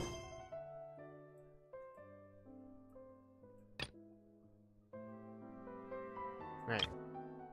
What the fuck? What the fuck? What the fuck? Why is it needing a quest now? What the fuck? What? An expert company? What the fuck is this?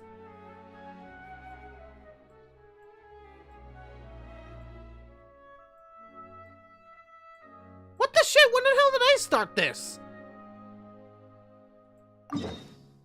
When the hell did I start this? What the fuck? Okay, hold on. Hold on. I have no idea I have no idea how this started. I seriously have no idea how this thing started. Yeah! Nowhere to run! Born of ice and frost. Hold on. Stand clear. Bow your head.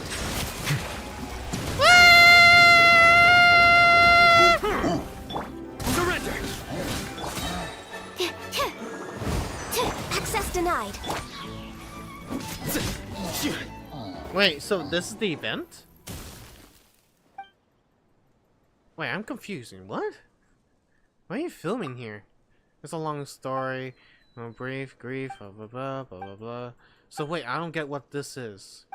The T skilled, blah blah blah blah blah blah blah blah blah blah blah blah blah blah blah blah blah blah blah filmmaking, blah blah blah blah blah blah blah blah blah blah narratives, blah blah narratives, blah blah narratives, blah blah blah blah expectations. Here it is more. Thank you so much. Can I just progress with the main story? You piece of shit. You piece of shit. Yes, yes, yes. Blah blah blah. Alright, there we go. What the fuck was that about? How was that related? How was that related? What? I don't understand a moment of jack shit of that. What the fuck? How the fuck was that related?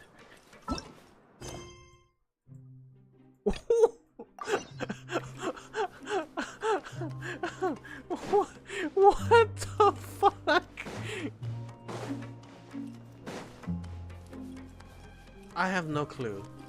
I literally have no fucking clue. Well, whatever. It was quick. It was done. It was quick. That's all that matters. It doesn't matter. It doesn't matter even if I skipped it. I don't care. I only care about the main story. But still, being stopped like that is very stupid. Now guess, what suit will this next card be? A bare teeth cat? Well, well, look who it is. So they were just chilling in here? Traveler, Paimon. Ah, yeah. Hello, everyone. Looks like you're recovering nicely from an A. Mm-hmm. Thanks to everyone's support. Good boy. Oh, right. I managed to work up the courage to thank Miss Clarand in person. Oh, I'm so proud of you, good boy. Whoa, how did she react? She told me that it was nothing. It was as if saving a life wasn't a big deal to her at all. She also told me not to worry about it. She didn't mean like that. She didn't want to stress you out, that's all. She's right, and it's best not to dwell on it. Yeah. Okay, but check this out. We went back to the opera house and we met the knave. You met Father? Did she say anything to you? She said a few things that were, a bit hard to understand. And also that she's looking forward to working with us in the future. Yeah. And also, Hanbei, just no offense. I really just don't favor reading. I just don't favor reading the dialogues. Because I'm like, my time is precious. Can I just get the story and like get immersed in the actual story? I want to watch a movie. Traveler, your mommy father says hi. She's all in one. She's that powerful. Yeah, it was a little surprising. Her attitude towards you is even better than what we'd imagined. That's fantastic. She improved us dating. You should believe her. She has her own way of doing things, and she'll do everything in her power to help those she considers close, which now might also include you. That's good. Father is very capable and also trustworthy. Oh, Paimon just remembered that she thought Lenny was a bit too proud as well. She said that you should learn how to rely on others sometimes. Got it. That does sound like something that father would say. Hey! Are you going to stay here for the next few days? Looks like it, yeah. I'm feeling Excellent. I will host a tea party. For real?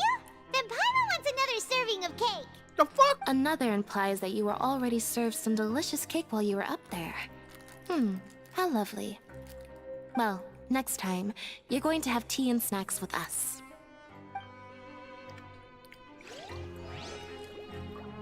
Man, I gotta stay here for a long while. God damn it. We switch with Paimon again. Or else we're gonna eat Sidgeween. Because she's sweet. Just because she's in a different race doesn't make it eatable.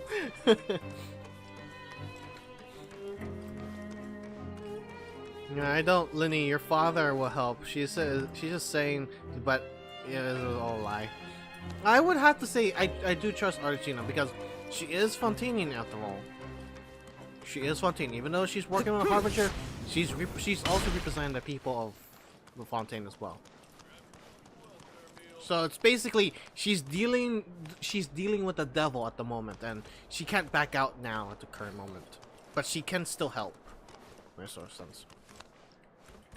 Sidgeween! We're gonna eat. No, I mean, we're gonna eat with you. Sidgeween! Traveler, Paimon, you're back! Are you still doing alright? Did either of you get hurt? Don't worry, we're both doing great. We're fine, but what about you guys? It was such a huge mess. How bad was it? A few people sustained superficial injuries, but that's about the extent of the damage. Monsieur Nervulette paid us a visit. It was all thanks to him that we managed to suppress the crisis for the time being. Of course, we must also thank you for the help you provided. How did Nervulette know that he was needed here? Well, Monsieur Nervulette has strong resonance with the hydro element. When the water level rises, he can feel the waves produced. Yep. I ran into the bombshell bros while bandaging the injuries of the wounded. They were mumbling the whole time about how you just ran down without a word. I'm so relieved to see that you're both alright. Sorry, Sidgeween. Oh, Sidgeween's so adorable. I think the knave is as fake as press on nails, but I think there is some truth in her words. Yeah, that's why I'm choosing to believe her words at the current moment. Like like all the information she's been telling us has to be true. Has to be true. If it is true, why would she keep it to herself? Or like, what's it called? Yeah, her cards is just not arranged the way she would want it. That's why she's putting us into her equation. So there has to be at least truth in there. And plus, it's mommy. Who wouldn't want to trust mommy, huh? Huh? Alright, let's see here. And yeah, congrats, Jetwing, for getting to Mastery 14. I should definitely get into more Mastery. She is known to have second agendas, yeah. So she could be doing two things at once. But yeah, we are part of the equation now. There's no chance. There's no chance. Like, we have no choice, because we literally are in the end game of Fontaine's like demise. We either be part of it or If you're not. not too pressed for time, please stay with us a few more days. Just let me know if you get a craving for any particular dish, so I can have Mr. Walsey get your meals prepared. Oh, and please feel free to visit the infirmary for a break at any time. Yes. I'd like to take the opportunity to spend some more time observing your facial muscles as well. Your happy smiles are quite contagious, you know. They're so memorable, and I've missed them immensely while you were gone. Adorable. If you guys want, I can help with a future Warframe stream. I am a legendary mastery. Oh, lucky. Then maybe I might take that offer on. No, today's Thursday. Probably Saturday.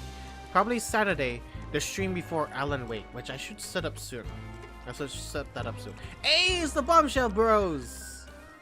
But yeah, I'll take that offer, Fernanda, if possible. If not, in the Discord we do have a Warframe. We do have a Warframe channel now. Now that we know there's a lot more people into Warframe, so we can definitely make contact with each other, kind of thing.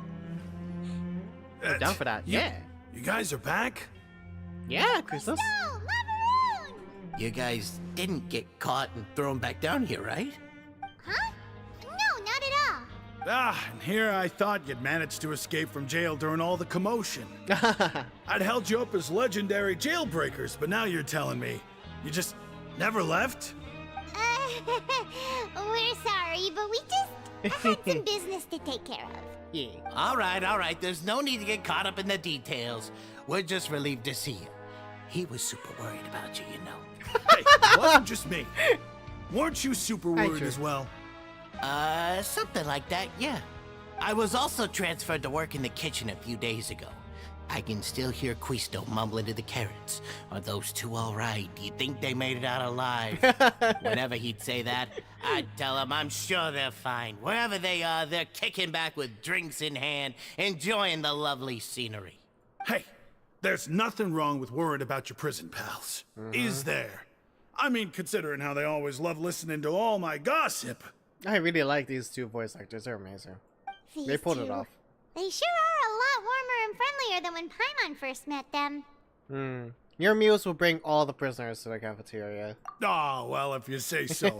I'll be watching you to make sure you finish every last bite. God, that's making me hungry. Even though I just ate my sandwich, that was meant to be my breakfast. I'm actually gonna after we actually finish the act, I might finish the stream immediately, or after that, and then I'm gonna be making my lunch, and then I plan on streaming Warframe a little bit later. We'll see if I possibly can, and we might be able to play together if there are people willing, so that way we can help bring those who are lower in the story up, or we can get more relics. But yeah, after this acting, we're gonna be taking a break, an hour or two or something. We'll see. Depends on how well the food gets cooked. I wonder how the fudge they got there though. Yeah, have some side story between them. Ah, that ship though is incredible. Wow, look at that. Definitely looks explorable though. Like shit. Hell, I don't even think it's on the map yet.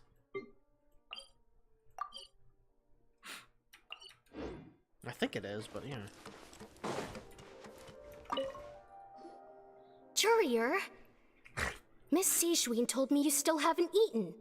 Yeah, I was working on something, so I forgot. That's no excuse for... Huh? It's you two. Were you about to say something sweet and warming? Jurier, Lurvine, we're back! Hello there. It's been quite the mess here recently. How have you been? We're fine, thanks. And you? Are you still taking the secret passageway from the infirmary to work on the ship? Yep. That is still top secret, though. So that's what it So was. don't say a word to anyone. It can be a bit annoying when there are lots of people in the infirmary, but I still prefer taking that route over the one from the Duke's office. I mean, Why? the infirmary does make it easier for you to slack off. Oh yeah? Then why are you also here so much? You two really are just using your jobs as a cover for your relationship, aren't you? Not at all!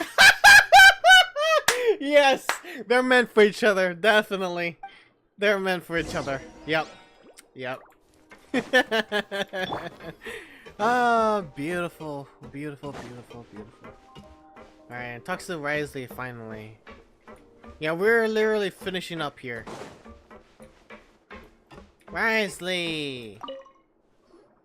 Do my eyes deceive me, or did I just see 2 inmates come back after making it to the surface? Some strange winds blowing of late. I mean, you could literally just burn the stuff and claims, and we could just leave out of here. We wanted to see how the fortress is doing. Is everything still alright? We're fine, for the most part. Neuvillette came down and took care of the worst of it. If that's the case, why don't you just ask him to stay here? Oh, yeah, what a brilliant plan. Let's go convince the Udex himself to exchange the courts of Fontaine for a puddle of water in the middle of nowhere. I don't think that's gonna work. He came here in a hurry and left without even stopping for a cup of tea. He did remember to take Miss Sigewinne's gift with him, though. Of course. He sure sounds super busy. Miss Cloran has left as well. She also took her gift from Miss Sigewinne. Were the gifts milkshakes? Neuvillette got the milkshake. Yes. Cloran received lipstick instead. Oh? Those aren't even remotely alike. Well, it's Neuvillette's own fault for making Sigewinne worried about his health by working so much. But besides that, our head nurse is still pretty fond of picking out beauty products for the ladies. Oh, and I have some gifts here for you as well. Are these from Sigewinne too? Nope, they're from yours truly. You've already wrapped up your work at the fortress, so you can return to the surface at any time.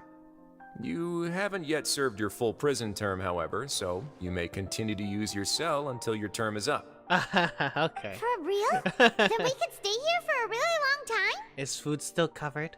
You may access the cafeteria for free. Bruh. Just remember to come complete your paperwork once it's time for your release. Yeah. Yeah. Return to the dormitories to rest. Yep.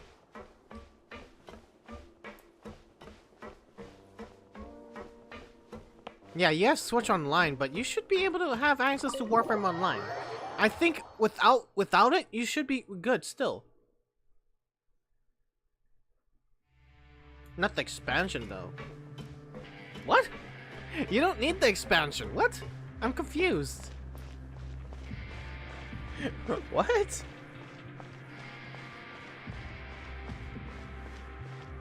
Yeah, everything on Warframe is playable. Yeah. So you're completely good.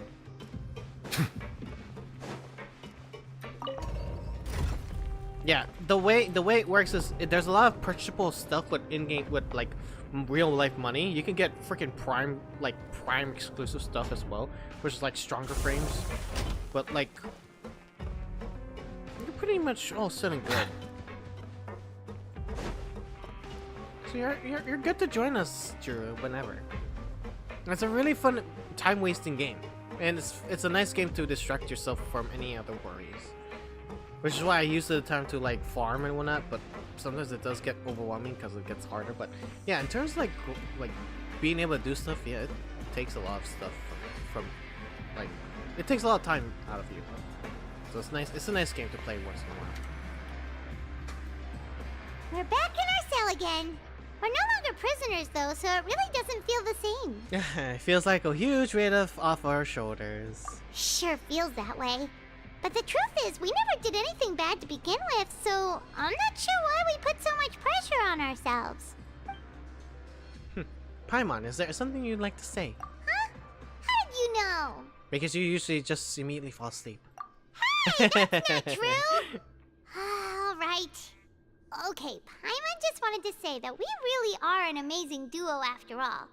It's like, we've now gone to so many places together and become friends with so many people. We've never stopped traveling or stopped meeting new friends. There are so many bad things in the world, and we're just two people, but we've still been solving problems no matter where we go. Isn't that pretty cool? Yeah, we're the best adventurers ever. You're counting Paimon today? Aren't you the only adventurer here? Being a guy counts too. Then let's ask Catherine to give Paimon an adventurer handbook as well. Paimon will also be an adventurer from today forward. Just our thoughts making Paimon giddy. Paimon's gonna crash, so you sleep soon too. The last time we fell asleep here, we woke up to a whole mess outside our cell. The primordial seawater nearly rose up. That was so scary. We should be safe now, right? They'll be fine, so don't worry, Paimon. Alright then, good night to you, traveler. Good night to you, Paimon.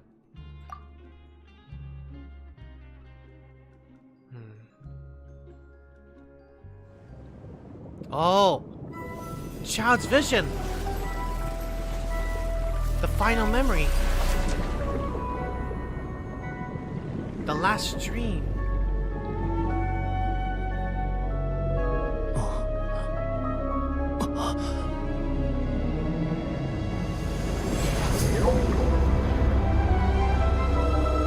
The whale! Holy crap! Chapter 4, Act 4. Cataclysm's Quickening done. Cataclysm's Quickening done. Wow, so that's, yeah, we still have, that's honestly a good way to leave off. Act 5 coming soon, yeah. Literally.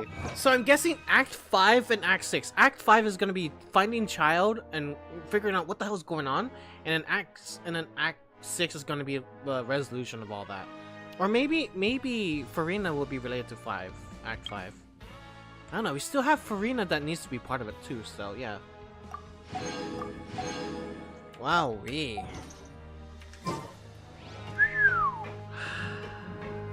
Yeah, we probably have to deal with that whale too, yeah.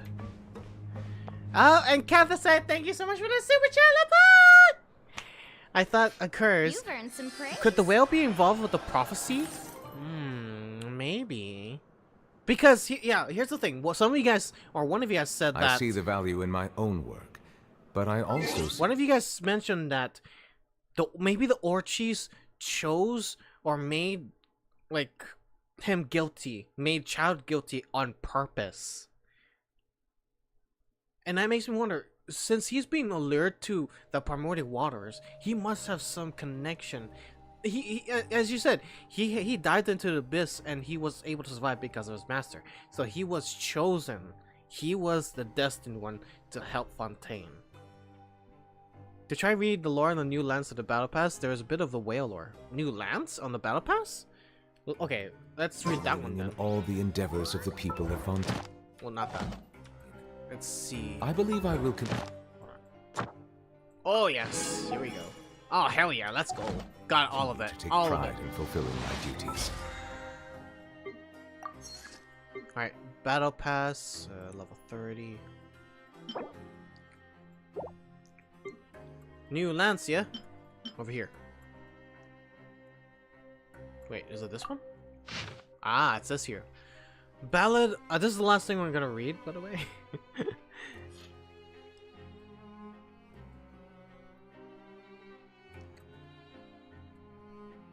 It took me forever to catch up.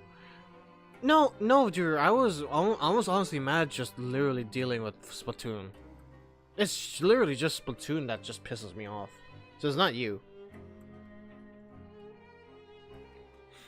Alright, so legend says winter comes from the Hyperborea, and the fjords and the auroras are curved and sharp as the fangs of wolves, and the glaciers and snowfields are always fishing forth new crevices, or filling them in, creating an ever-changing land. Until at long last the frozen earth cuts itself from the umbilical cord of the continent, as though it has been its own will or dreams, leaving behind only the legend of the young Ajax, who discovered the country of gold and white stone in the depths of the frozen sea. Amid the frozen air slowly drifting from the thick layers of ice, the story of the young hero brings forth a sliver of warmth and light. Ajax's child's... Oh yeah! Ajax's child's actual name, that's right. leaving behind only the legend of young Ajax. Wow. The stories of him are many. Sailed he his ship into the belly of a great whale, and fought a dragon upon the frozen plains of the 7 days. He and Sengokushika once fell in love, yet lost each other due to the wicked tricks of the changelings. A truly tragic tale. The last story worth telling goes something like this. Well, actually, is that where we left off? Okay. The last story of worth telling goes something like this. The boy born to hunt fish beneath the ice with harpoons fell into Hithro, undiscovered kingdom. This ancient capital had sunk into the depths of the earth due to some ancient disaster. But despite being buried underground, it was still as bright as the dawn. And the solemn, silent king yet sat upon his massive chested white throne, and the scepter in his hand had not yet eaten away by insects, and the sliver white trees in the courtyard were like the arms of the mother over a lover, holding the virtuous, wise, and priests in their embrace. Beautiful yet treacherous life, twisted and violent monsters, one by one awakened from their 1,000-year slumber. A voice seemingly from a faraway place. Father! Father! Hey, we got right! Oh, sorry. So what happened? What happened next? Alright. Finally, the boy defeated the dragon that slept deep within the kingdom. The dragon's treasure was an infinite hoard of gold, but the boy was kind and brave, and knew the gold was a true case of the calamity and chaos, and so only a small amount, enough for his own needs, and to secure his own sick friends. Huh? Is that the end of the story? The end. Really? Then tell me another story. Another story will fish will be scared away. Okay. Yeah. Ajax is a god? No, this is a tale of a hero called a hero named Ajax. That is the story of this particular lance, the Ballad of the Fjords, which is very interesting. Yeah, Ajax, our child. Huh. You know, this actually, you know what? This actually takes me back, and also, alright, bye Kethasite, and thank you so much for this super chat with this huge amount of support. Thank you so much. Thank you, thank you. You enjoy your dinner. But yeah, this tale kind of reminds me of the tale of Nia and Niad. Or the tale of Niad and Ninjago.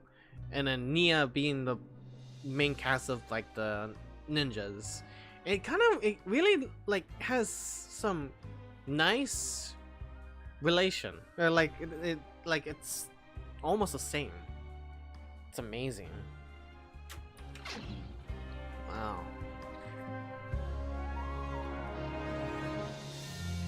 What's going on, Drew? Water comes in many flavors to the discerning 18 gigabyte? Mondstadt's water is crisp yeah. and pure, Warframe is that big. while water So from Liyue has an enduring aftertaste. In Inazuma, the water possesses a depth of flavor unlike any other. Sumeru's water, meanwhile, has a rich and complex flavor profile, but it must be savored patiently to fully appreciate it. he must be talking about tea. But anyways, I just used up my last. Yeah, no worries, Drew. If you can't get it right now, then we'll help you eventually when we get down the road. Can I hug? Oh, Cecily playing. I'll give you a hug. It's okay. Hugs. Sorry, everyone. Thanks for everyone. I need a bigger SD card. Yeah. But it's okay. It's okay. No worries if you can't join on us with Warframe. Just always know that it's free, and if you have the time and space, you can feel free to ask us for help. Yeah. But yeah, we are officially done with the quest. We are officially done. We are officially done. So with that said, we are gonna stop for today's stream. Yeah, but yeah, that's the important lore you needed. Yeah. That was important. The Ajax port? Yeah, that was important. I actually never knew about that lore being there. But yeah, the hero Ajax and child having his actual real name being Ajax. It truly is he truly is the destined one to help Fontaine. Wow. Truly amazing for an arc of like this. I really cannot wait for Act 5. I really cannot wait for Act 5 and 6. 5 and 6 is gonna be crazy. And seeing there's like 20 days for here, 20 days in for Risley. I'm guessing the next chapter would be in November. I'll try to do the November Genshin stream because I do have plans on November. I'll try to be able to. Hopefully, probably like down the road in October. We'll see. We'll see if I can fit that in there. But yeah, regardless, we are done officially for today. We are done. Either the whale brings the apocalypse or it saves Fontaine. Yeah. Anyways, that was incredible. I thank you guys so much for like being part of this adventure of the next of the literal 4.1 update, the recent update for Genshin Impact. That was an amazing story and an amazing revelation onto what's been going on in Fontaine, and we're gonna have to head into solution, which is in 4.2, which is gonna be coming out in like October, November, around there. So we'll see how it ends. So thank you very much for watching. I hope you guys enjoyed it. If you guys enjoyed it, please leave a like and subscribe if you guys haven't, and share the content. Share the content, the memes. Share it, please. Thank you very much. And I will see you guys in a few hours because I might be playing overnight for like Warframe. We'll see. And then tomorrow I'll take a break, and probably on Saturday I will stream Starfield or Warframe, or even both. Who knows? And then we'll have the first Spooktober stream on Sunday, which is Alan Wake, a horror action adventure game. So I cannot wait for that. I hope you guys will take part in that. So thank you very much, and I will see you guys in a few hours. Bye guys! Bye bye. What do you want, Ryan? What do you want? Choo Choo Charles. Looking forward to Alan Wake. Yeah. Right. Bye guys. Bye bye.